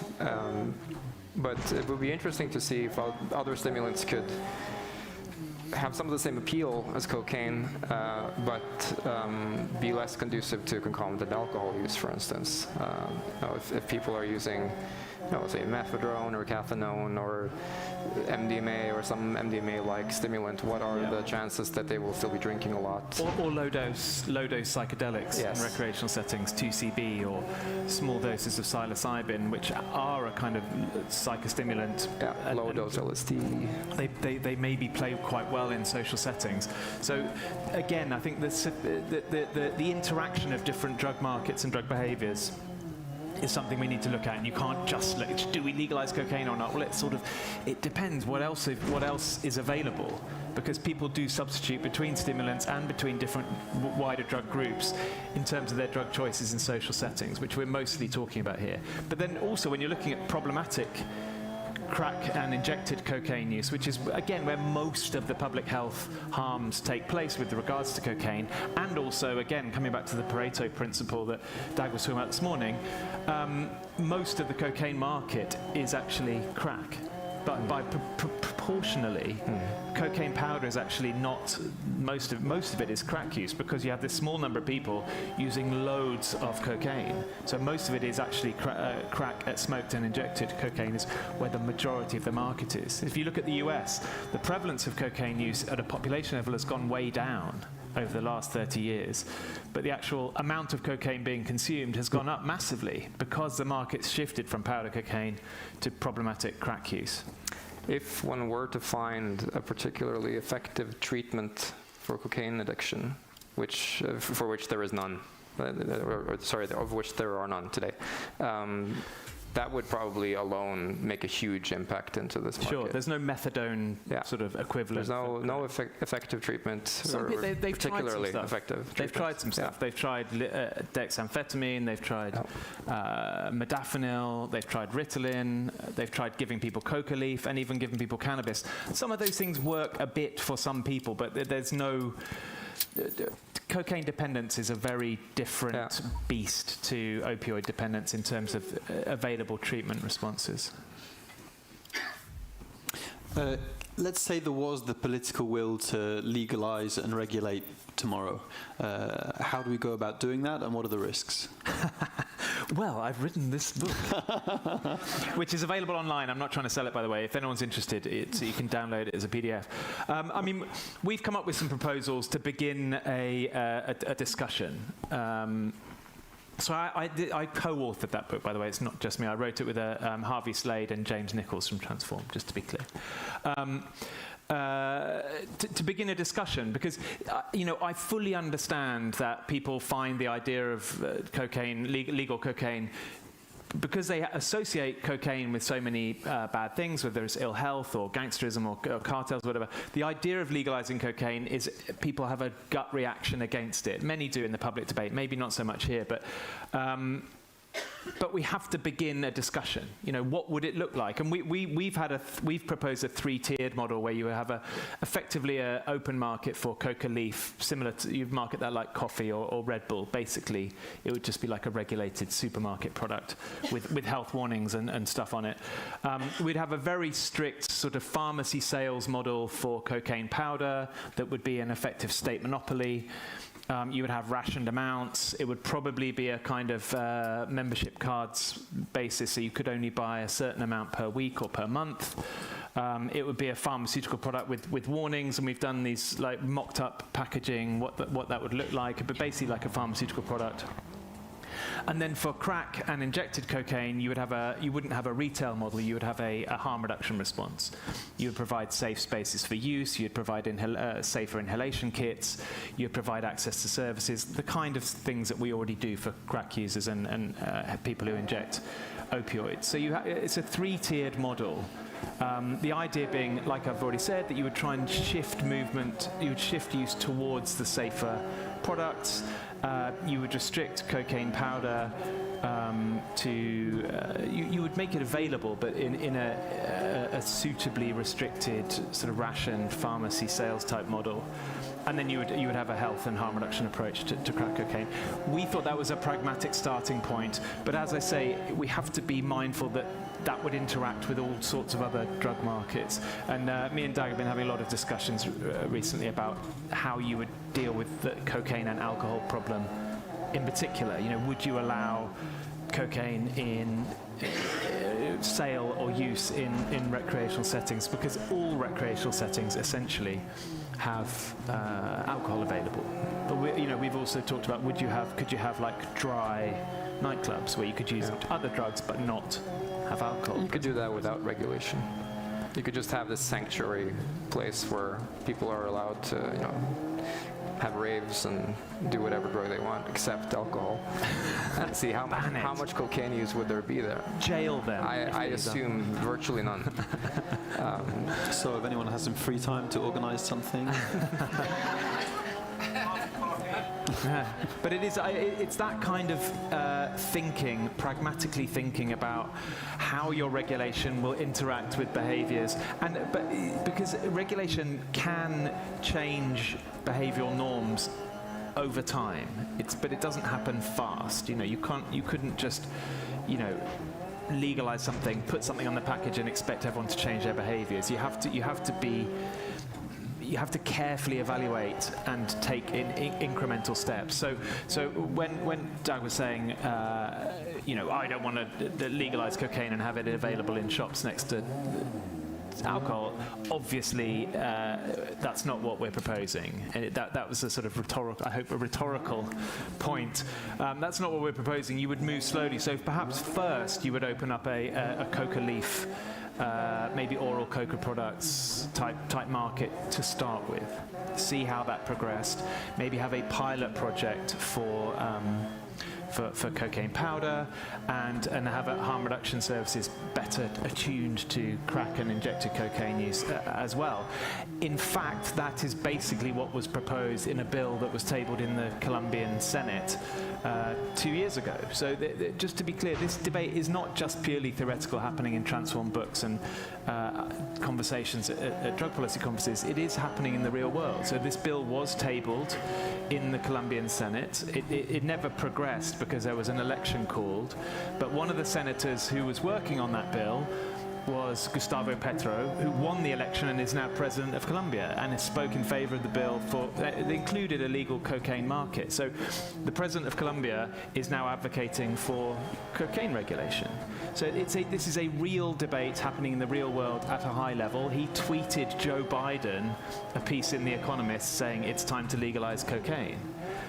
It's, you've got the president of Colombia tweeting the president of the US about cocaine regulation.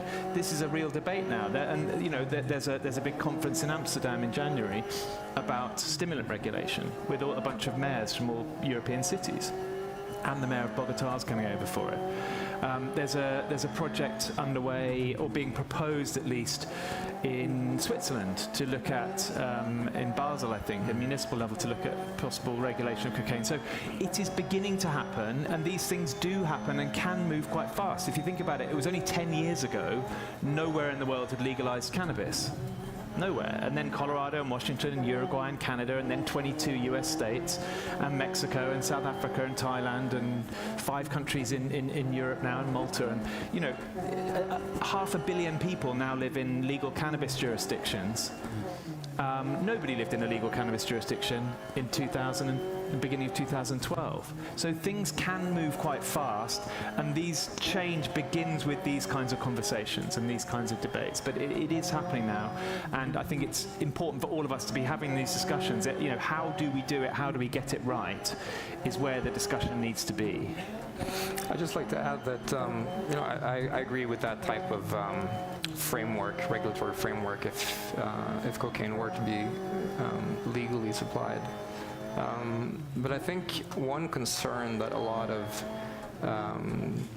the protesting voices would have is, as always, think of the children, right? So the danger of cocaine, or powder cocaine, or the potent type being diverted to underage users So I suspect that if this were to be done in our political setting at some point in time, a pilot with concentrated cocaine would probably have to be some kind of on-premise model. So like there would be some nightlife where only adults or people above a certain age could go, and there they could get cocaine, but they couldn't take the cocaine or any significant amount with them home. Because that would be virtually impervious to any kind of diversion concerns. And probably, I always think in terms of not just what policy would be like good for public health or less risky, but I also think in terms of what kind of policy is the most immune to some kind of moral panic reversing the whole thing. Because all you need is like 1 or 2 high-profile cases of some kids getting a hold of cocaine or someone taking mushrooms and jumping out a window, whatever, to have policy consequences. So if you make it watertight in that respect, at least in a pilot, I think that would make the whole thing more realistic and probably, well, definitely safer as well. I mean, I think another thing that's worth considering is that we could see a kind of market shock at some point. For example, if someone figures out a way to synthesize cocaine independently from the plant, like they did with MDMA about 10 years ago. You could if people are trying to make cocaine using yeast in big vats, if they figure out how to do that, the entire global market will transform overnight. Cocaine will become very, very available and very cheap. It can be produced by the same organized crime groups who are making MDMA in the Netherlands, for example, or anywhere, and everything changes. And we need to be, what happens then? Does that accelerate the need for regulation, or does it? What does it mean? Or what if someone comes along with a super cocaine, a bit like kind of fentanyl to the heroin market? What about if someone comes along with cocaine that instead of working for 20 minutes works for 3 hours, or 10 hours, or 20 hours? What if some of these other cathinones, synthetic drugs, and there's a wave of these new synthetic substances emerging. Maybe some of them will displace cocaine. They will find a consumer preference. Maybe some of them will be more risky, so maybe some of them will be safer. We don't really know where this is going to go, and especially when it's all taking place in an unregulated space, that makes policy design and responses especially difficult.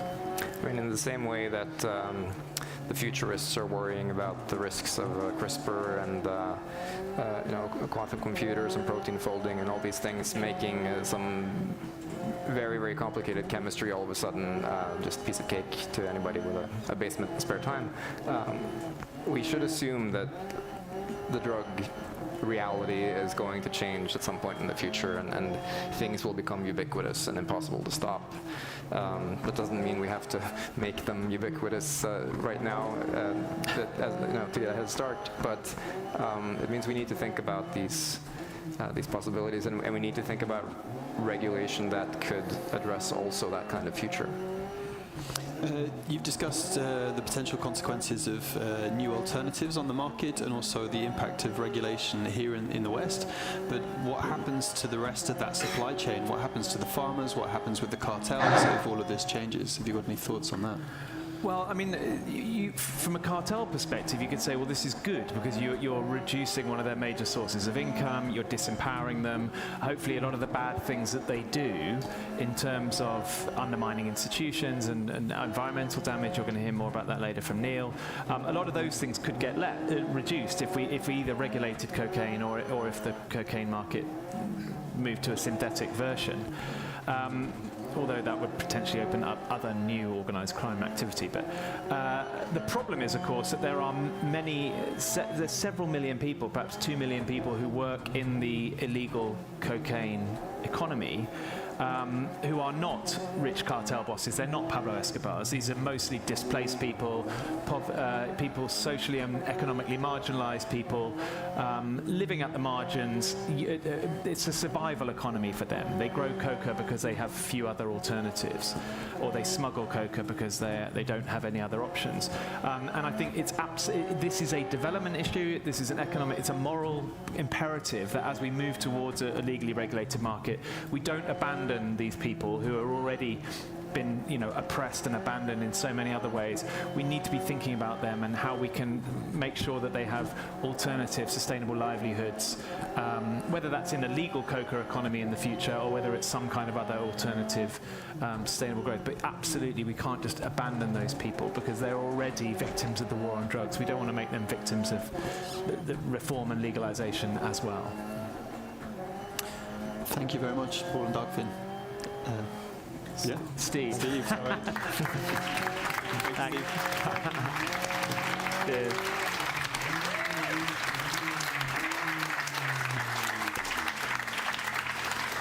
Are we doing questions? I think we'll skip. We'll move on. Yeah, okay. Thank you. Okay. I'm around later. Yeah.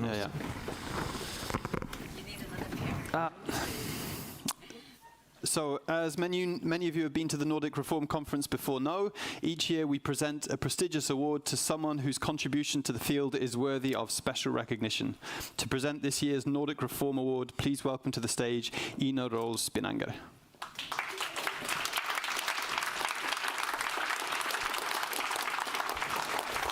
There's like 300.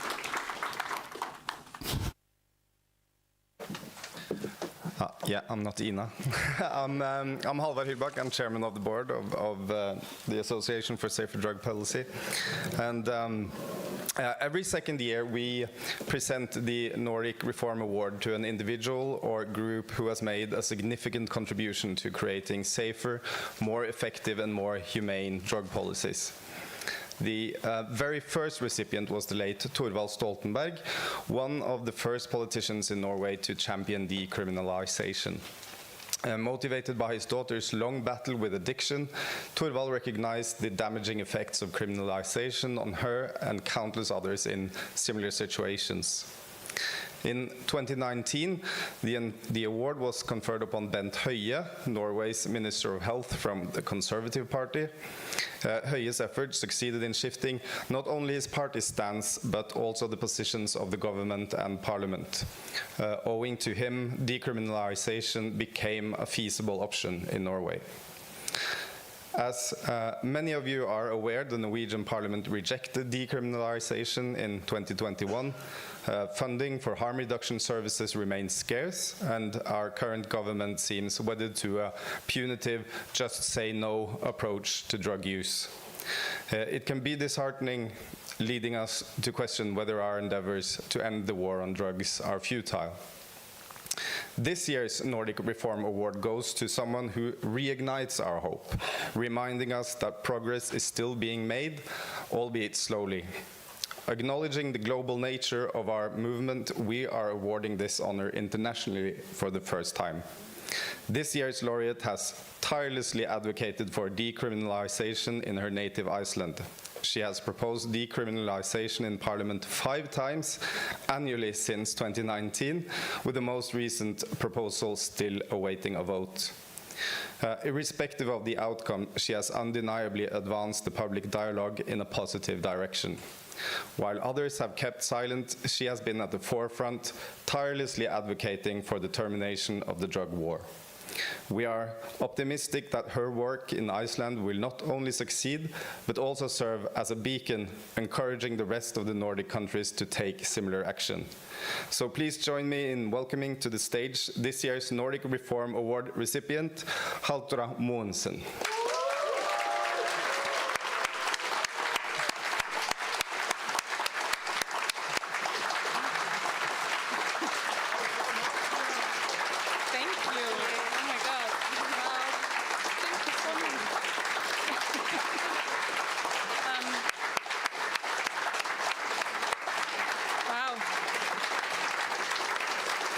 What a beautiful and crazy honor. Thank you. Can I just put this down?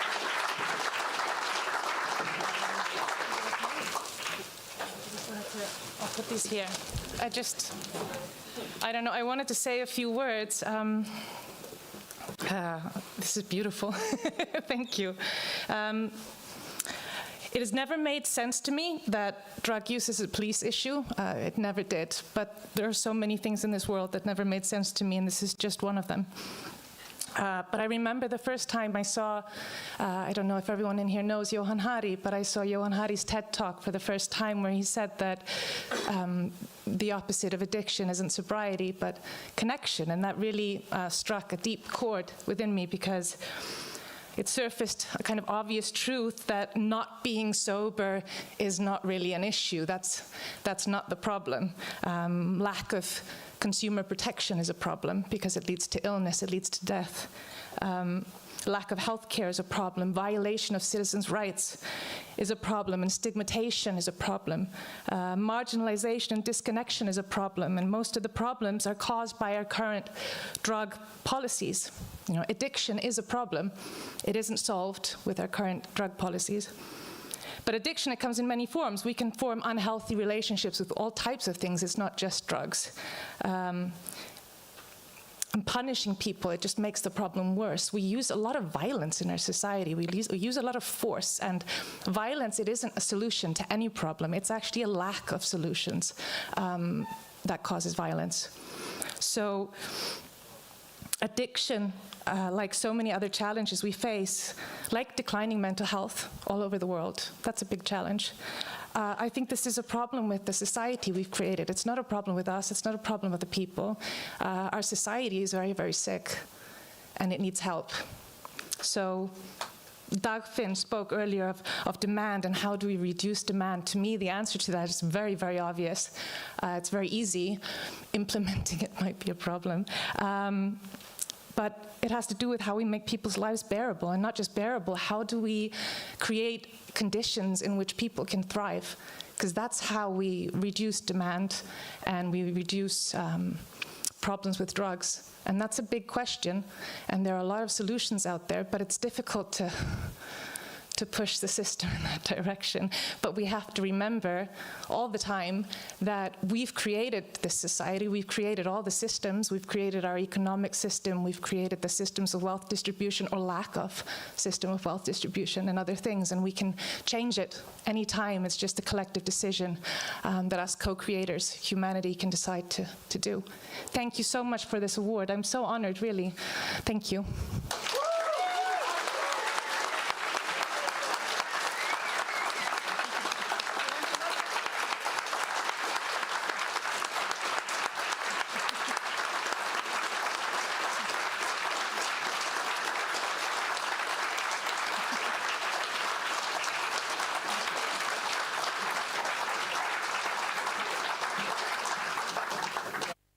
Congratulations again, Halldóra Mogensen. In celebration of Halldóra's award, we will now feast on cake, made by our talented designers. This break is only 15 minutes, so grab your cake, be back in your seats ready for the next event at 2:30. Thank you.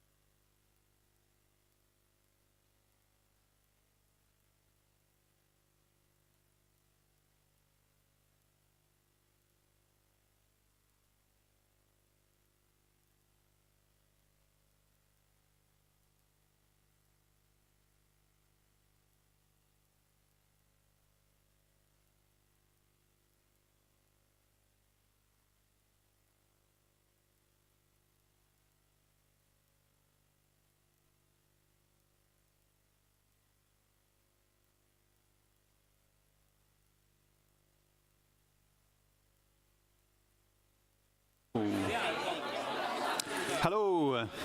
Please take your seats so that we can continue. Thank you. I hope you enjoyed your cake.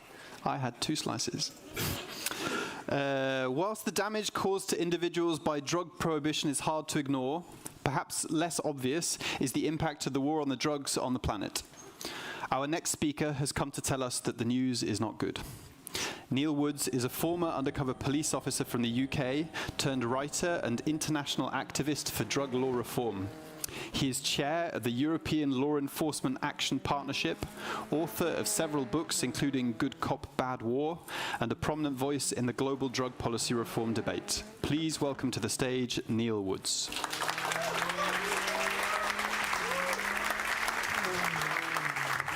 Wow. Thank you very much for that introduction. Just before the break, Johan Hari was mentioned, and I'm sure most of you have seen his TED Talk. Johan has said to me on more than one occasion of Norway, he said, Norway's full of beautiful people. He said it's a land of gods and goddesses. Now, I only need to look around the room to know what he's talking about, of course. But from my own visits to Norway and the region, the wider Nordic region, my impression of people from this region is that you are thoughtful, intellectual. And so in about 26 minutes, I will be calling on that intellect and thoughtfulness because I will be asking for your help. But before I get to that, I should really explain what I'm going to talk about today. And what I'm going to talk about is how fucked we are. So I'm really sorry to be the voice of doom, but unless we can end the international drug policy regime of prohibition, the planet is doomed. So that's quite a grand statement, so I suppose I better explain myself a little. I'm sure if we asked around the room, we could come up with loads of different ways how the illegality of the drug trade impacts on the environment. I'll give you a few examples. The chemicals used to process ephedra in northern Pakistan and Afghanistan, for example, is damaging the environment. The water extraction that is used to irrigate the poppy farms is turning Afghanistan into a desert. There is the waste products from cocaine production. There is the waste products from the MDMA and amphetamine markets, which is destroying rivers and the life in rivers in the Netherlands. I could go on and on and on. There's loads of them, absolutely loads of them, not least of which the carbon footprint of drugs law enforcement around the planet as well. I could go on, but all of those, in terms of the topic I'm about to address, are a drop in the ocean. They're almost irrelevant. Because the main problem that the drug policy regime is causing is corruption. It's corruption.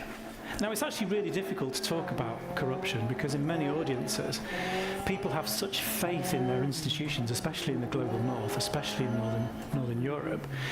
We trust our police, as we heard yesterday. We trust our systems, and it's very hard to think in terms of the impact and the size of global corruption. It's difficult not to come across actually as a conspiracy theorist. But let me explain just how huge this problem is. And the reason it's such a problem is that we want countries to have good governance, and we want them to be able to act on the treaties that they sign. But unfortunately, the deforestation pledges that were signed at COP26 and COP27, for many countries that signed those pledges, those signatures are meaningless because those governments don't control their own backyard. How can you stop deforestation if the gangsters control your jungle? And this is the case for huge numbers of nations around the equatorial line, that green band that surrounds the planet, that is the most important part of the planet for the sequestration of carbon. So I think I should start with explaining at what point I became so obsessed with understanding the nature of drugs organised crime and the corruption associated with it. And it began for me really trying to buy a large amount of crack cocaine from a gangster. Like many of my stories start that way, to be fair.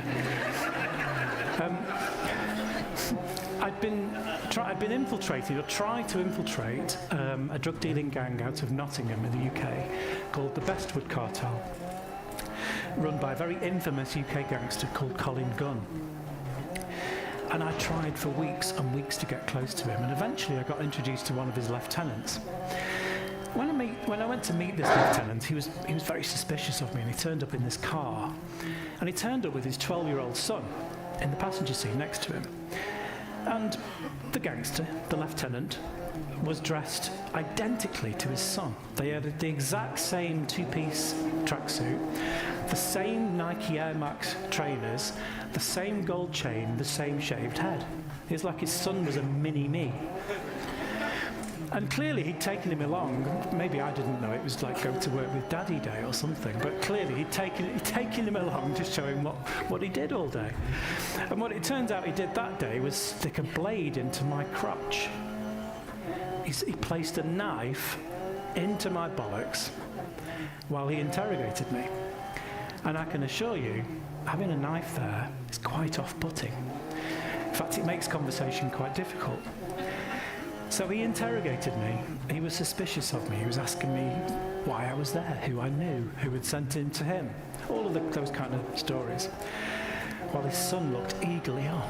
Like, what's Daddy doing? Anyway, eventually he decided he was happy with me, and I bought the drugs off him. And this was quite late at night, so I went back and I didn't have that much sleep. And the next morning, we had an early morning briefing.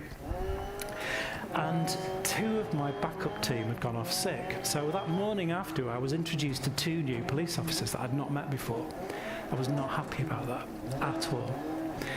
Now, when you've been working and living on your adrenaline for weeks and weeks and weeks, your senses become quite fine-tuned, almost to the point of paranoia. And so I was suspicious of these 2 new people. I shook the hand of the first one. I had no problem with him. Shook the hand of the second one, and the hairs just went up on the back of my neck. Every fibre of my being was telling me that this guy was wrong. I could not trust him. So I went to the senior investigating officer, the guy running the job, and I said, look, boss, I cannot go out on the streets knowing that that guy knows what I'm doing, and I'm not doing it. He was great. He said, fine, we'll exclude them both so they don't know anything about it. They've not been in the briefing yet. They've not been told anything about the job. It's fine. We'll just run short-staffed. So I was happy then, and I put it out of my mind. The job concluded, about 56 people arrested. I went on to another job. About a year later, I found out that police officer I'd taken exception to, a detective called Charlie Fletcher, was an employee of Colin Gunn, the gangster I was trying to infiltrate the gang of, which means he actually got closer to my inner circle than I did to his. Which was particularly worrisome because during that whole operation there was intelligence coming out that Colin Gunn was stating to anyone who would listen that if he caught an undercover police officer, that cop would be kidnapped, snatched off the street, taken to a very dark place and tortured to death. So I think I had potentially quite a near miss, one of several over time. Now in the debrief for that, I spoke to many senior cops, and I've spoken to many since, but in the debrief, this senior police officer, the senior detective, said to me, well, Woodsy, we know this happens. Of course this happens. With this much money involved, how can it not happen? And that was the beginning of my lesson, really, in just how widespread the understanding is amongst senior police everywhere of the extent of corruption and the extent of the threat. And in fact, the systems that we have within undercover policing, certainly in the UK, and I do know it's the same in many other countries, are designed to protect against that corruption. So before I would go to any job at all, the team that would be assembled to support me would have to have nominated roles. I'd have to have an exhibits officer, I'd have to have an intelligence officer, SIO, backup. They'd all be handpicked, and then they'd be told that they would be working completely separate from normal policing for the length of the operation. They wouldn't be allowed to speak to their colleagues. They wouldn't be able to log on to normal systems. They were complete like a cell, like a little terrorist cell. And the day before I got there, they would all be sat down and be given what's called a lawful order. And a lawful order is a big thing in British policing. You've got to sit up and take notice. It means if you don't pay attention to this, you could get disciplined or sacked. So they're all to sign this lawful order. And the order said that when the undercover operative arrives, you will not ask them their real name. You will not ask them where they're from or any personal questions whatsoever. If you do, you will be disciplined. And that was to protect me from corruption. Now, the point is that those kind of systems, running an operation like a terrorist cell under pseudonyms, I was using the same pseudonym to my colleagues as I was to the drug dealers on the streets. None of those systems are in place for any other kind of policing. Only drugs policing. So the systems that are in place are in themselves a systematic admission of the extent of the problem. And as I've just explained, it still didn't protect me. He still got close to me. So I got quite obsessed with trying to understand how corruption works and the extent of it from that moment. And I read everything about organised crime, all of the intelligence that's available from around the world. I'm part of LEAP. I'm on the board of LEAP in the USA, so I'm privy to everything that comes out. But there are two interesting sources of information about organised crime. And as quite often, some of the most useful information actually comes from the prohibitionists. And there are two organisations. One is called Insight Crime, which is funded by the US government. And there's another one called the Global Initiative into Transnational Organised Crime, or GITOC. And they're funded by prohibition as well. They're funded by the European Union and various other political influences. But the thing is, what they tell us about organised crime is incredibly useful. So the reports they do are so well researched, it's absolutely extraordinary. Some of the stuff that Insight Crime does on Latin America is just baffling in the detail that they publish. For example, Insight Crime did a study in Venezuela where they actually name the politician. They name the individual politician responsible for overseeing the cocaine transit in each of the Venezuelan ports. It's incredible information. GITOC have amazingly detailed reports from very skilled investigators and researchers around the world. So their reports are brilliant, but it's like they present all this information and then don't come to the obvious conclusion. It's like telling a joke, but without bothering with the punchline. But it's not too difficult to read between the lines, but this is useful information that we as a drug policy movement don't normally take that much notice of, but we need to. We need to understand the power of organised crime in order to be able to talk about it. One of the GITOC reports that came out in September 2021 was a brilliant piece of work. And it's clear, and I do know a few of the researchers and they do get it, it's clear that the researchers understand the punchline all too well, but they're just not allowed to say it. But sometimes they sneak in some of the answers. And in that report, in September 2021, it said that the growing power of transnational organised crime is the single biggest threat to our security and our democratic way of life. The single biggest threat. Now, if you go to a climate conference, and a lot of people might say that the climate crisis is the single biggest threat to our democratic life and our security. But I'm here to tell you that those two things are the same thing, and they intertwine.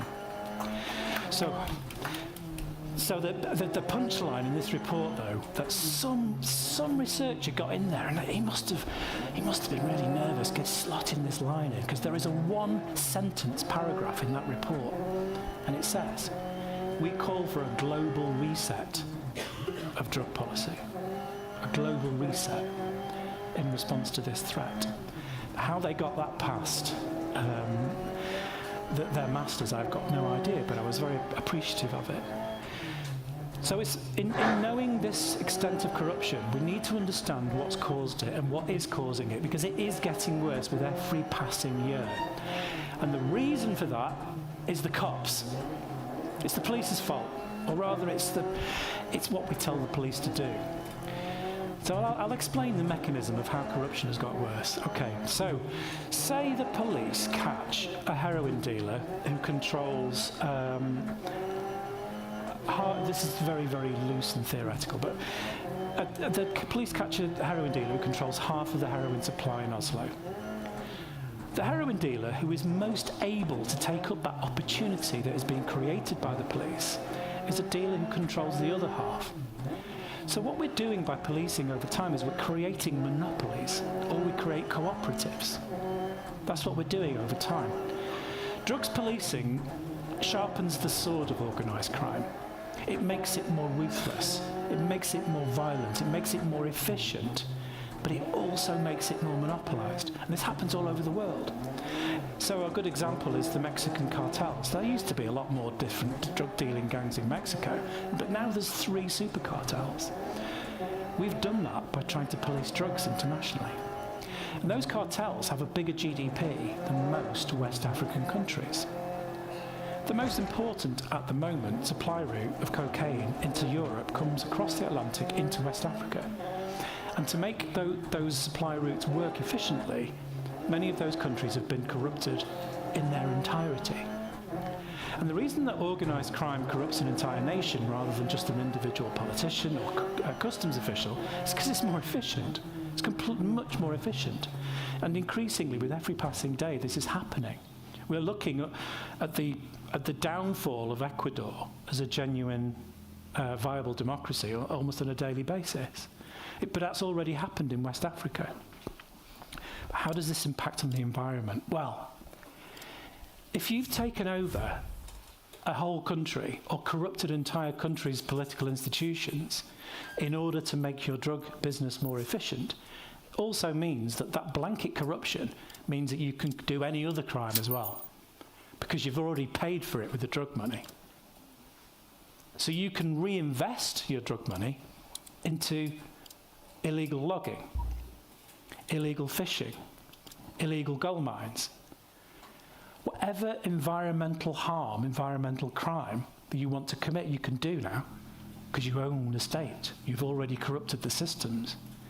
But what's important to note is that all of those separate illegal activities, the deforestation, the gold mining, etc., there isn't enough value in any of those other criminal activities to take over an entire state. We call these narco-states for a reason. It's only the value in the drug business that's big enough to take over an entire state. But once it's captured, you can do what you want with it.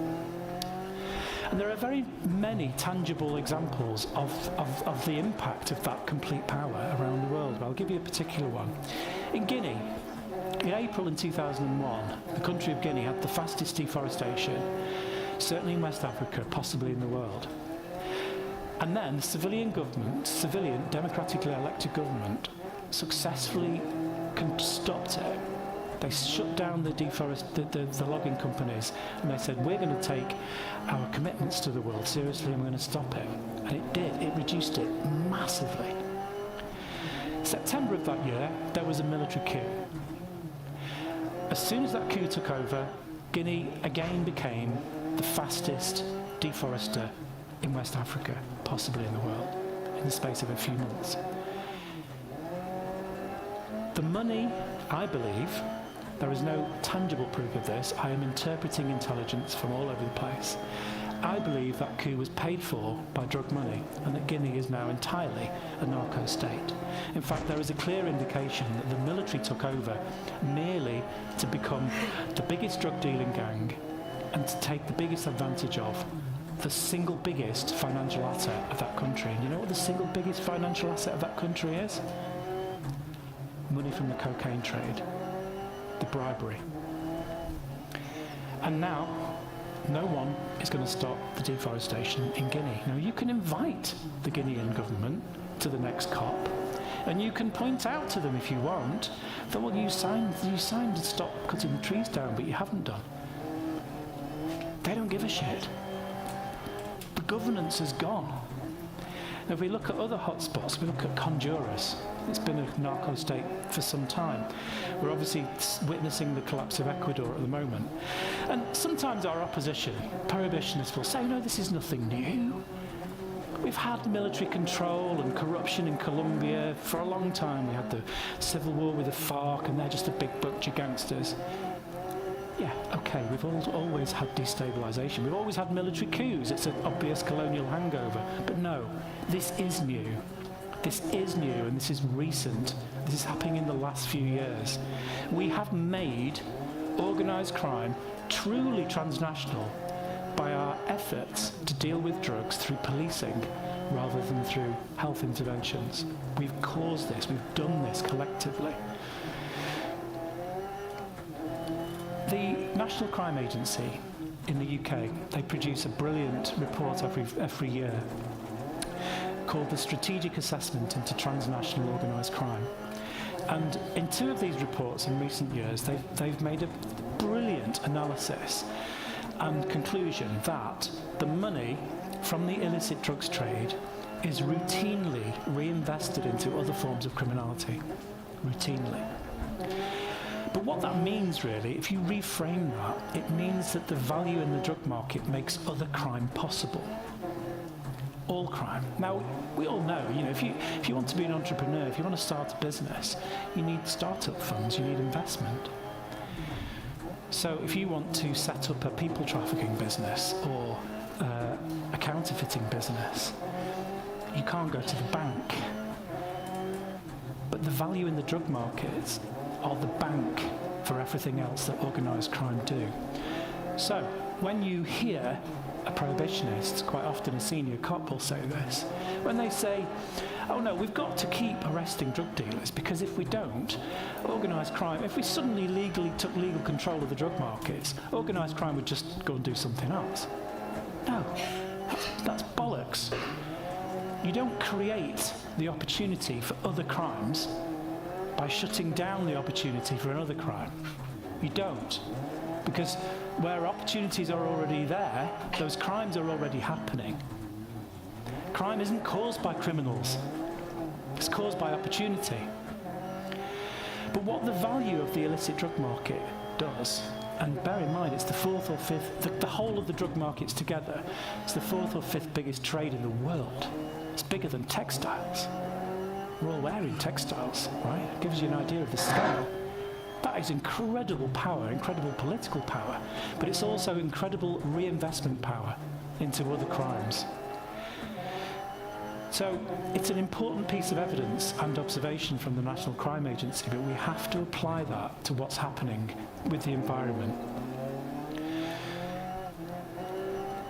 To displace people in the Amazon, the land grabbing, the movement of drugs which is destroying huge swathes of the Amazon.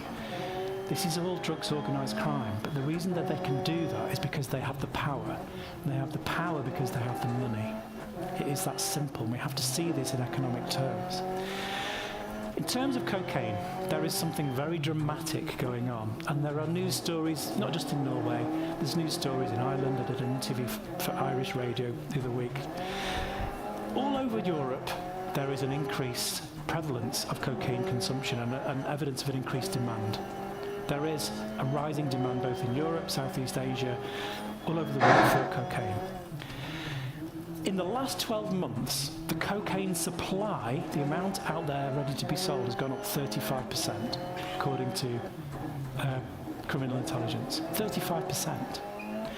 The wholesale price of coca leaves has gone down by 70%. This is dramatic. Now, there's lots of commentators speculating as to the reasons why, but I don't think it's so complicated. It's just market. Transnational organised crime has, in the past, controlled the price of the wholesale kilo of cocaine in order to increase profit. They've done this for years.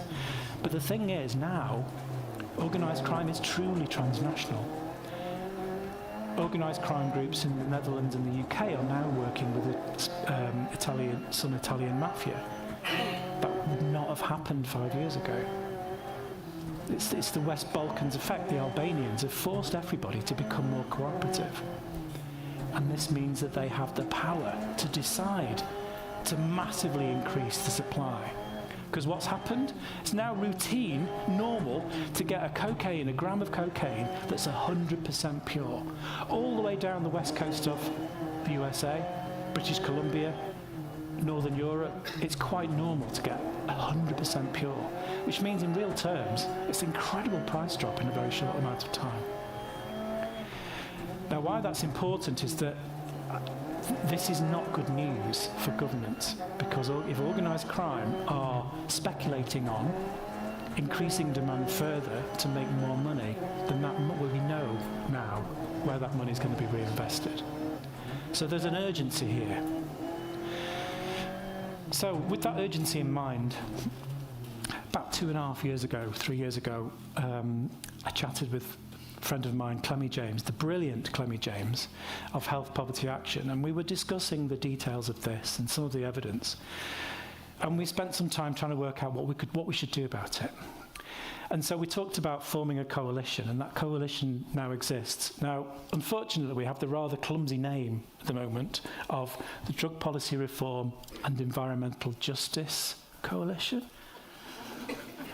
I actually forget it. Anyway, we are going to rebrand. We are going to try and find someone to fund a website. There's lots of things to do. But what we've done first is we've produced a report. And this report has been co-written by many people, including some brilliant academics like Kendra McSweeney from Ohio University, who's been producing evidence on this topic for the last decade. But we've also got lots of people from that are really affected. So we've got SOS Amazonia, we've got academics from Brazil, Colombia, across the region, who have worked very hard in providing the evidence and the voice for this issue. So this is a new emerging issue for the drug policy reform debate. It is. This is the cutting edge discussion, and it's the most urgent at the moment, I believe. So this report is out in a couple of weeks, and we decided to go with the report, rather Clemmy did. It's her leadership, really. It's her work. She's brought the coalition together. She decided we would do this report first and see what support we can raise, what support we can get in order to then rebrand, do a website and all of the other kind of outreach. But this report is designed really to be aimed at the environmental movement. Because we've tried to talk to the environmental movement, we've held events and we've invited them, we've tried to meet with them. We've met with someone from Greenpeace, we've met people from Global Witness, we've got someone from Global Witness in the coalition, but we haven't organisationally got them on board. And there are reasons for this. One is that the environmental activist groups often don't want to be tainted with drugs, dirty things. But we haven't got time for stigma. We haven't got time for squeamishness. They all need to realise that this is a significant barrier to climate justice. It's a significant barrier to what we need to do to save the planet. Possibly the biggest one. Because you can agree whatever measures you want. If you haven't got a government that's actually got the power to implement them, you're wasting your time and your resources. So we need them to think. So, as I said, I'm going to ask for your help. I'm sure amongst you, you will know somebody, or you will know someone who knows someone who is an environmental activist or who works in that sphere or knows those people. I mean, someone in here might even know someone who knows Greta Thunberg. I don't know. I have no idea. But I need your help. So I'm going a few seconds over my time. Please forgive me for that. So when this report comes out, please get a copy of it. I'm going to distribute it. I'll get copies to Dagfinn and Ina and whoever else wants them. Please get a copy of this report. Get it under the nose of people who really need to be thinking about this. And let's join our movements together. Let's join those that are fighting for our planet together with our movement. And let's make the drug trade work for governance, work for the people and for the planet, and not against it. So, you beautiful people, thank you very much.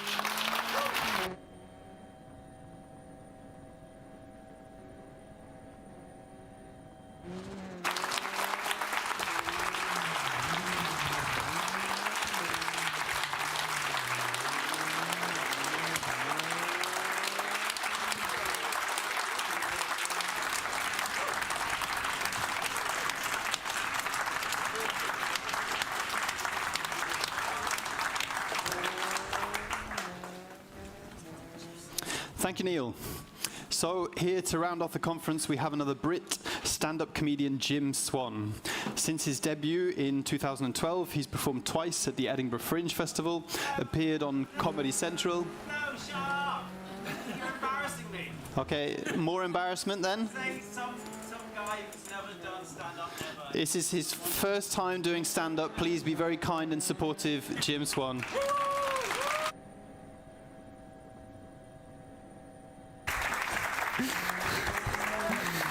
Hello. Oh, this is so weird. I don't need to hold the microphone. Look, stand up, no hands. Hey, it's amazing. I can do anything. Look, I stand up, rearranging the furniture. Fantastic. Okay, hey. So, Nordic Reform Conference. Make some noise. Fuck. That's more noise than I thought you'd do on a fucking 3 o'clock in the afternoon. It's fantastic. Yes. Okay. Energy. Right. Give me an N. And I don't know, an F. That'll do. Brilliant. Fantastic. Yeah. So I imagine. So yeah. For those of you who live here, hi, and for those of you who don't come from Norway, welcome. Great. Good stuff. Where are you guys from? Finland. Okay. But are you just visiting for this thing, or? Yes. Yeah. Lovely. How did you like Norwegians?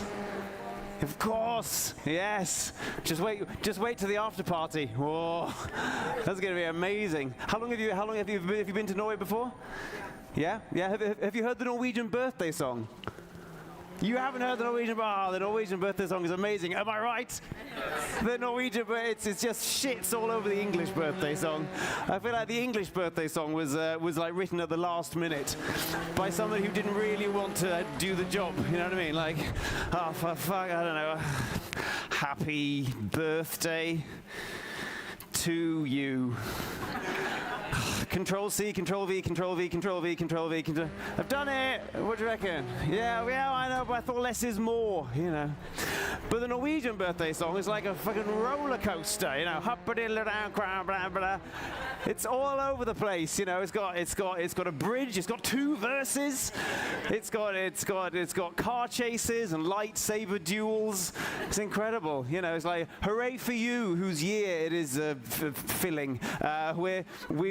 We've all arranged to stand around you in a ring. We've actually rehearsed a dance, is what we've done. Yeah, we're all going to bow and nod and curtsy, and also to show our appreciation to you and respect, we're going to walk around in a ring as well. Yes, because that's the international symbol of appreciation and respect. Yeah. I don't know if you saw the Norwegian Prime Minister abroad, like meeting diplomats and stuff, like, hey, Portugal, nice to meet you. Paraguay, hello. Yeah, it's embarrassing. But whenever it gets to that, my favorite bit, obviously, is the book a Nick and I bit, which is that's just be a phrase on its own. You know, it's your birthday? Oh, book a Nick and I. Right. For those of you who don't know, that means it means bow and nod and curtsy, right?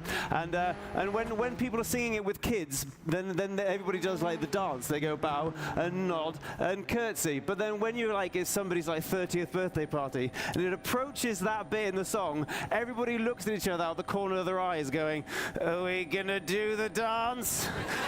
Or are we just doing the lyrics? We're just doing the lyrics, right? No dancing. Can we all agree in silence while we're singing there's no dancing? And there's always one person, like a drama student, who goes, no, and then if one person starts, everybody goes, oh shit, all right, fuck, we're doing the dance. So, I've got a clicky thing. I've got so much stuff. I've got a laser pen. I was told not to use it. I don't want to kill anybody. Oh shit. Okay, this is great. Okay, so yeah, nice to be here. Nice to finally be referred to as one of the world's leading voices in anything. That's quite nice. I could have maybe chosen a different picture. Yeah, it is, you know, not going to be taken very seriously. So I could have gone with that one. Jim Swan, nice person. Jim Swan, babysitter. Or Jim Swan, my favorite tech wizard. Oh, for fuck's sake! Oh no, never mind. Never mind. But yeah, but this has been all over the social media, right? Because they said send in a picture, and I only have stupid pictures, right? And so I sent this one in, and I didn't think it would be used for promoting this event at all, right?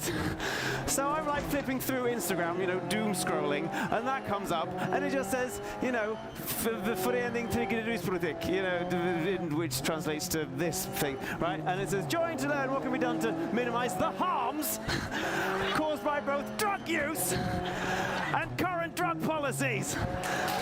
And it doesn't say, you know, brackets, Jim Swan will be there, the comedian Jim Swan. No.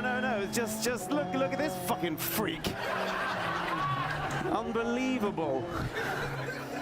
So now, and people I know are like, did I see your face? Yes. So now everybody just thinks I'm a drug addict, or more people do anyway. Or it's just confirmed what they already thought they knew to be true. Yeah. So there's oh shit! Yeah, for just those of you who didn't see at the back, there's my face. There's my face. Okay, so it's nice to be. I mean, what were the organisers thinking? What were the organisers thinking? Putting my and it's not like anybody knows who I am even. I'm not like a famous Norwegian comedian, right? So okay, never mind. Never mind. So I need to do quite a lot of research for this, right? Because I didn't have loads of material on drugs or anything. So I did research, and it was quite nice actually being able to do research about drugs and be able to claim it's just research. It's research for a gig, right? And not worried about like people looking at my browser history. So I'm hoping to get a gig at the talk at the conference about whether we should criminalize porn next year. Yeah, it's just research. Trust me, it's so embarrassing when people find stuff on your computer. It's awful. You know, it's the sensible thing to do if you watch something that you're kind of embarrassed about, right?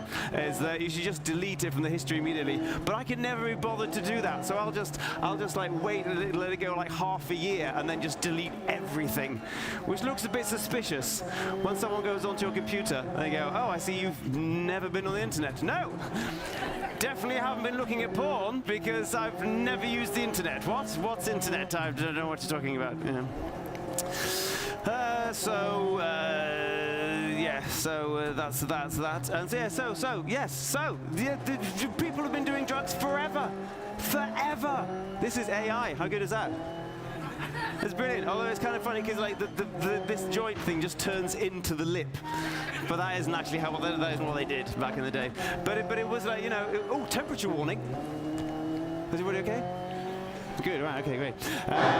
Yeah, I did research, and it was like, you know, they found like drug use from like 3,000 years before Christ, but it was all like elites, you know, right? You know, it was all like, you know, in ceremonies and stuff. I mean, obviously the elites still do drugs today, but it's not the same. It's not, you know, they kind of do it. It's a bit sort of hush hush these days, right? But back in those days, it was like, you know, it was part of the ceremony. It wasn't like King Tut, your subjects await you.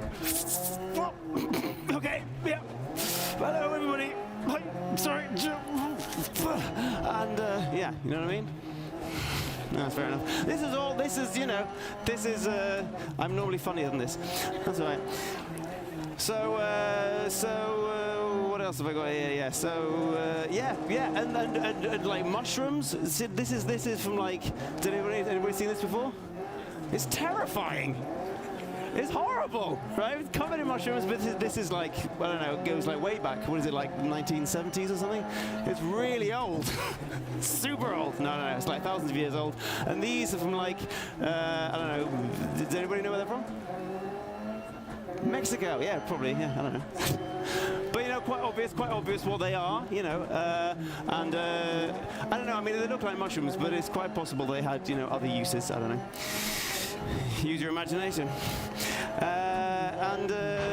And yeah, and then this is you know, this is from Egypt or somewhere with like a, you know, like it's from a scroll of like papyrus, and it has like, you know, it has references to drug use in it, and I you know, I took the liberty of doing a quick Google Translate just to find out what some of these things mean. So there's that one. Can you feel anything here? And that one there. And that one, of course. And then finally that one there. It's crazy. They were just crazy, just like we are today. It was mental. But so I grew up on Earth. You know, I came from quite a liberal family. I don't think my parents ever did drugs or anything. But you know, I grew up with the sort of pop culture where drugs were sort of referenced. You know, and I grew up with the Beatles. And I'm sure you've all heard. Is this on? There we go. I grew up with the Beatles, and so you kind of got you knew that drugs was this thing, and it sort of altered your mind, and it made people make really amazing art, right? And so and one of the songs in particular, which you may know, is called "Tomorrow Never Knows," which is like one of the Beatles' most like trippy songs. And I remember hearing this when I was a kid and being like, wow, that's what. Can you all hear that? Can you hear it? Yeah. And like, wow, that's what doing acid is like. It's like really, really trippy, right? And then you know, I got to the point in my life, you know, when I was at university, and actually had the opportunity to do acid and listen to that song, and it sounded more like this.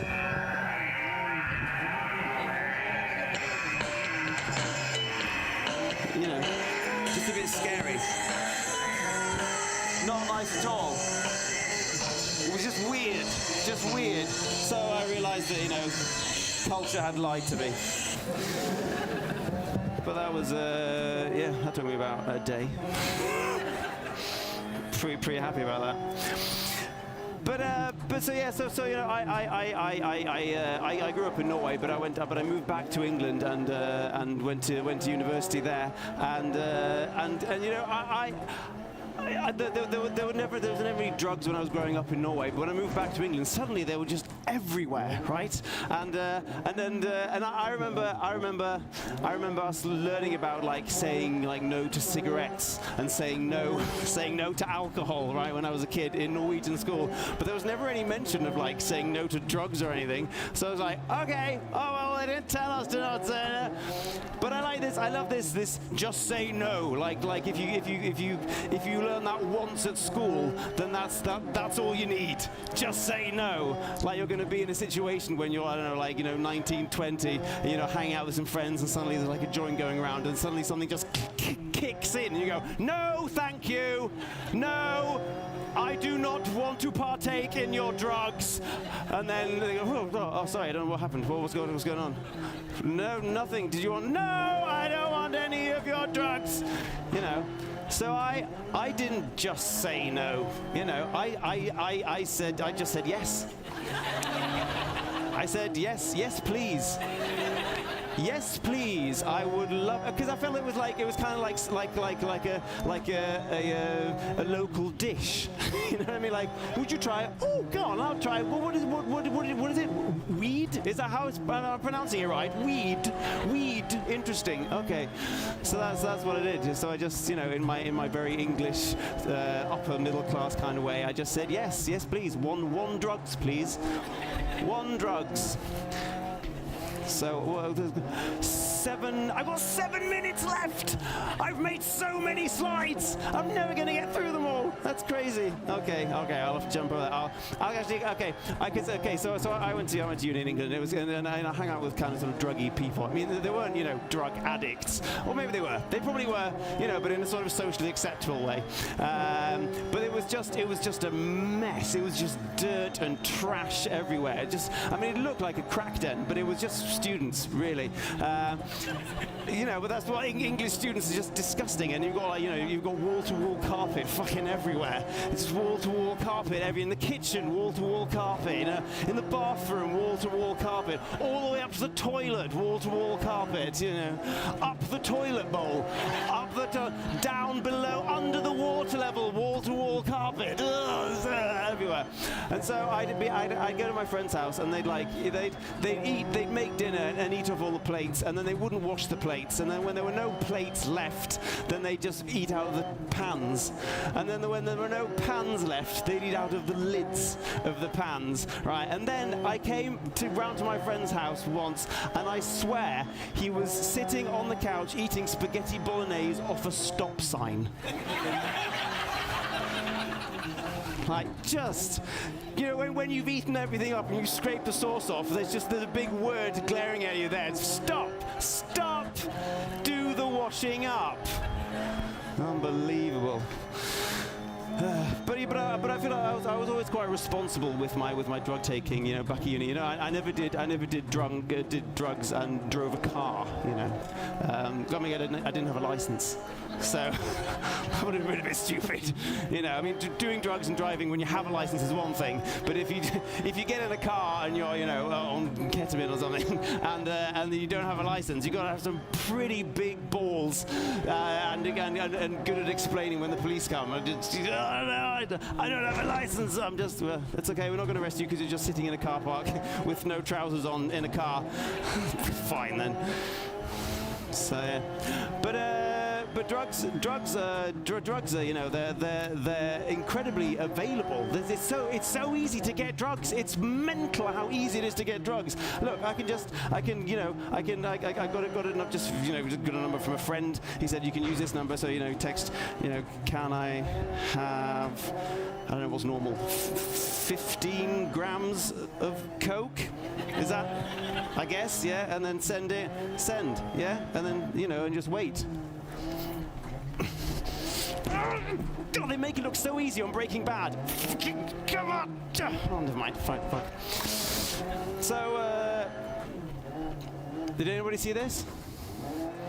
Right, this was a woman who was arrested for smoking a joint outside a festival, right?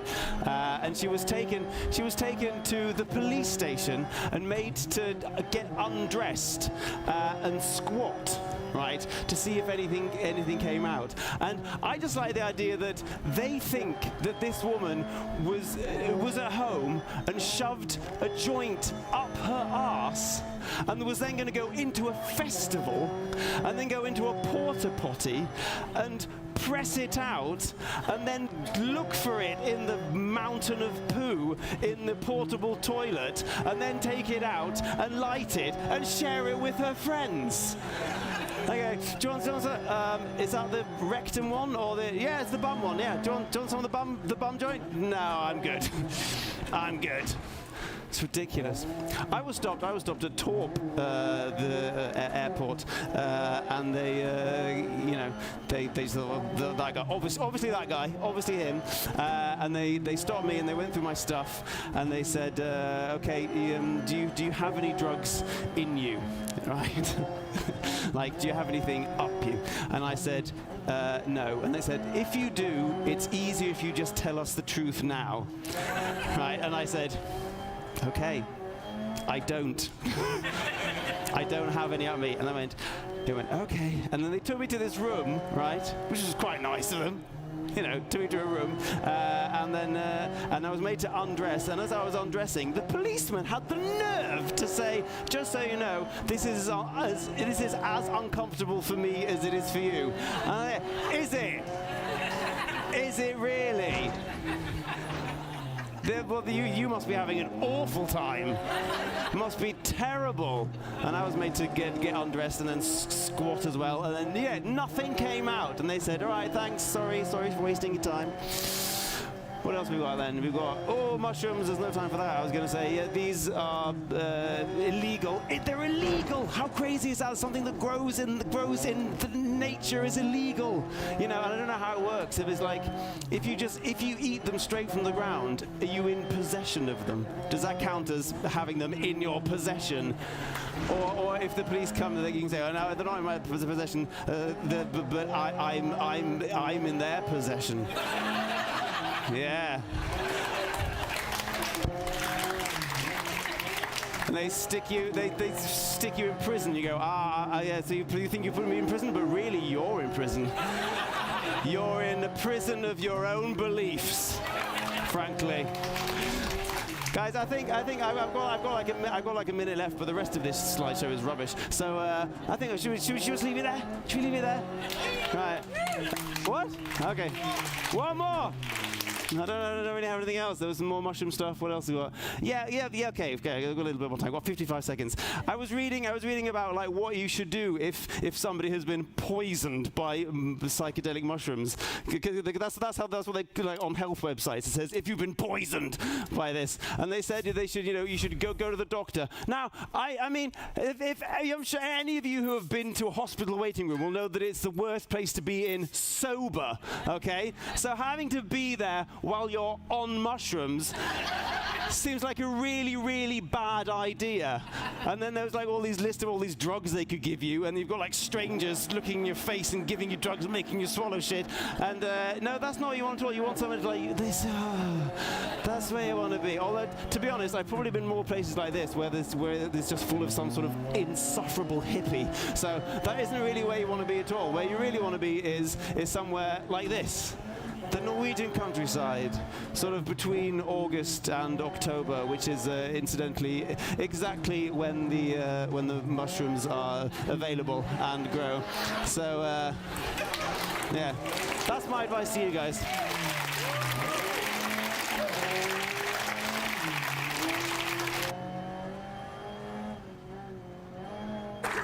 This is like fantastic.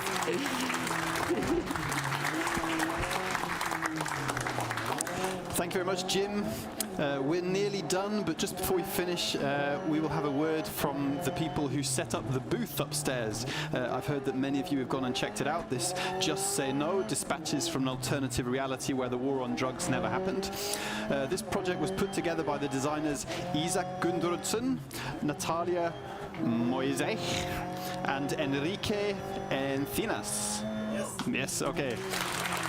Natalia is a digital UI designer, and together with experienced designer Isak, co-founder of the creative studio Alchemist. Enrique is associate professor in interaction design at the Oslo School of Architecture and Design.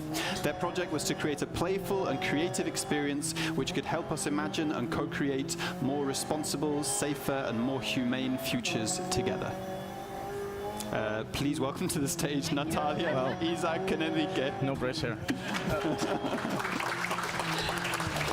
Hi everyone. So we are super excited to present to you the design intervention that I think you might have seen upstairs that has been running for the past 2 days. What was that about? So the Nordic Reform Conference is a fascinating event, as you have experienced, where a thriving community of very different people learn together about drug policy reform, harm reduction, and human rights. So we wanted to know more about you. About us, the community that gathered here for the past 2 days, and then share back what we found. In particular, we wanted to explore your memories and experiences of the past. We wanted to know about your hopes and fears for the future, and then how all these relate to the present that we share here at the Nordic Reform Conference. Now, Isak, Natalia, and myself use design as a research tool, and that's why we invited you all to participate in a rather creative and performative activity that we titled Just Say No. The design intervention began with introductory question about your interest. We ask things like, what are the reasons that brought you here today? What issues and concerns are you dealing with professionally or otherwise that intersect with Nordic reform? And what would you like to learn or know more about during this conference?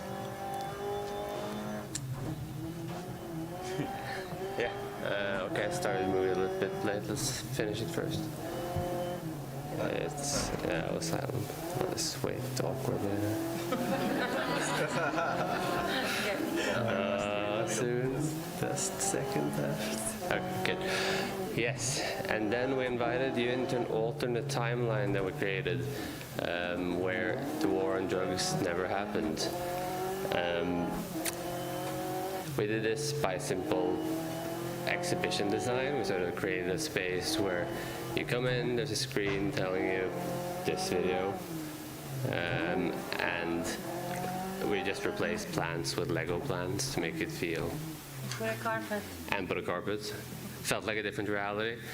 And in this reality, all the billions spent on the war on drugs were spent on harm reduction, education, research. There was no issues with drugs in this reality. There's no reason to have Nordic reform. There's no reason to be here. Here at this event, it was a lot of reasons to be in that reality because it seemed cool.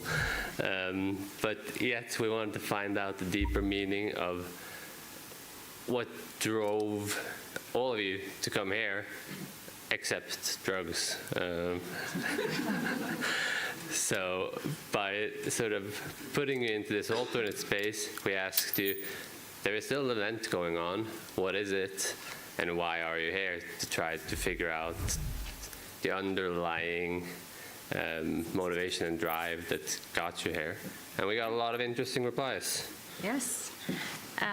Some of you would be attending conferences about food, social housing, erotic festivals, conferences about human consciousness, and events trying to map out the alternate states of reality.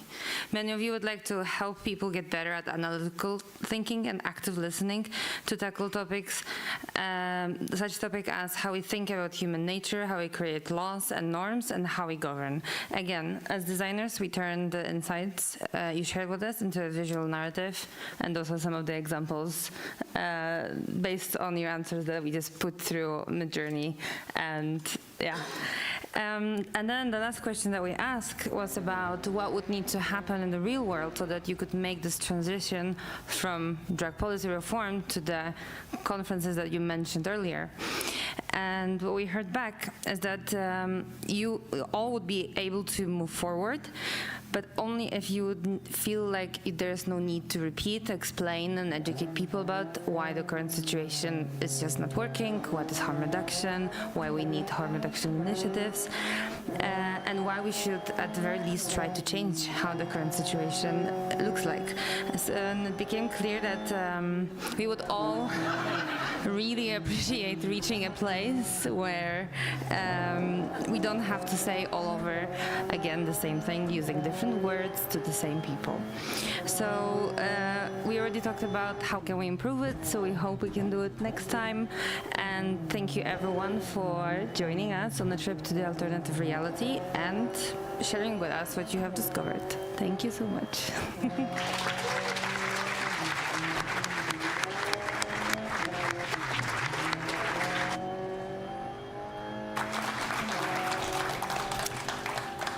Thank you, Isaac, Natalia, and Enrique. This year's conference is almost over, but we've still got a long night ahead of us.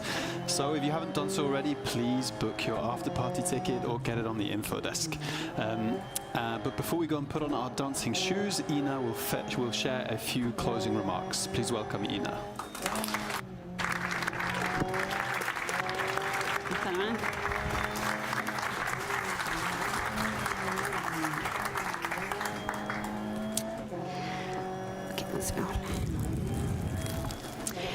So I'm not going to speak for long. I just really want to thank a lot of people.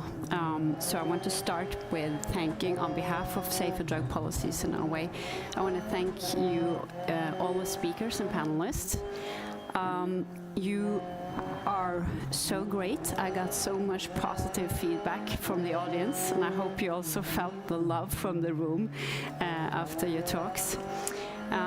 So I'm really proud to have all of you on the stage. So thank you so much.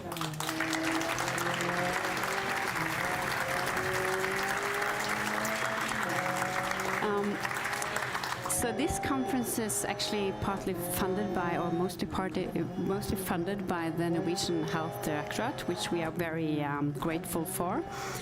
Unfortunately, we got a bit of lower funding this year, so we were actually discussing if we could do the conference or not with a lower budget. So it was especially two people that helped us be able to continue our plans. So I want to give them a special thanks. And so I hope Joachim from Ghost Collective, are you here somewhere? Yes, please come up on the stage.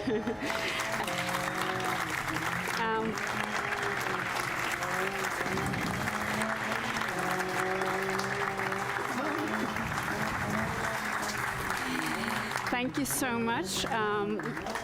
Joachim is also, opening so many doors, helping us out with the Safe Space project, and the Ghost Collective is also helping, or actually hosting the party tonight.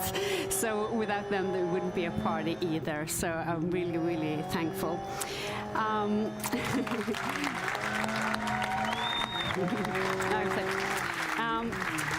So next up, I want to thank you all from Røverstaden, the location that we are in. We have been able to be here. We have been here with, a really, really reduced price. So I'm really thankful for that. I don't expect to get this cheap price on further bookings. But you have been really working hard, coming here at 6 in the morning and helping us with all the work to do this conference. So Ranveig, if you can come up. And also this applause is to everybody at Røverstaden, but Ranveig, please come up.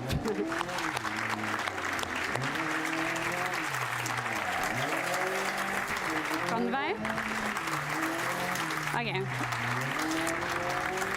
Maybe someone can get Ranveig, and then I'll just continue thanking. Yes. So I want to. Yes, so I'm not. Unfortunately, I don't have flowers for everybody, so I'm just gonna hope that applause is good enough. But I'd like to give a short applause for all the great designers that were just presenting. They have done, especially Alchemists, have done the design for the web page and all the screens and everything. This thing here is handmade by them, and yeah, so they're doing a great work. So I want to give them a big applause, and also Erika.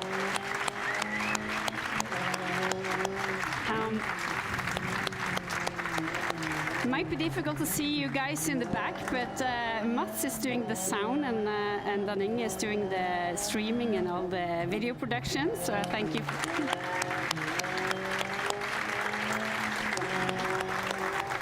And then there is a person who has been being like she's been the project manager for this conference since June, and I think it would be a bit of chaos if it hadn't been for her. So I'd like to give you a warm up. I hope to give a warm applause to Anna Heifet.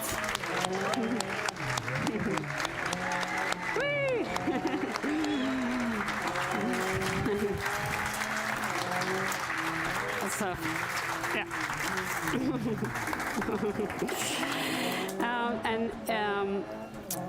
Yes, and then, of course, our great conference host is doing, I think he's done a really good job, and I just want to let you know that if anyone of you are planning to have a conference, he might be open to other jobs as well.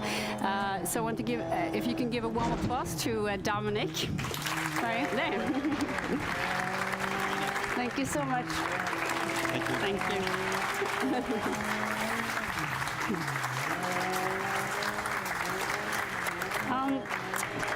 All right. Right, and then in the end, if all the volunteers can please come up, and also the people employed who's been working on this conference.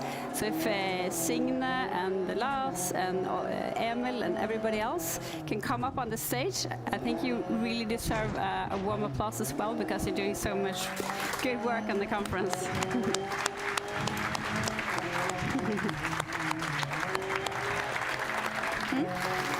Okay. Yeah. And Ranveig, if you're here now, I don't know where your flower went, but Ranveig, Frøversen.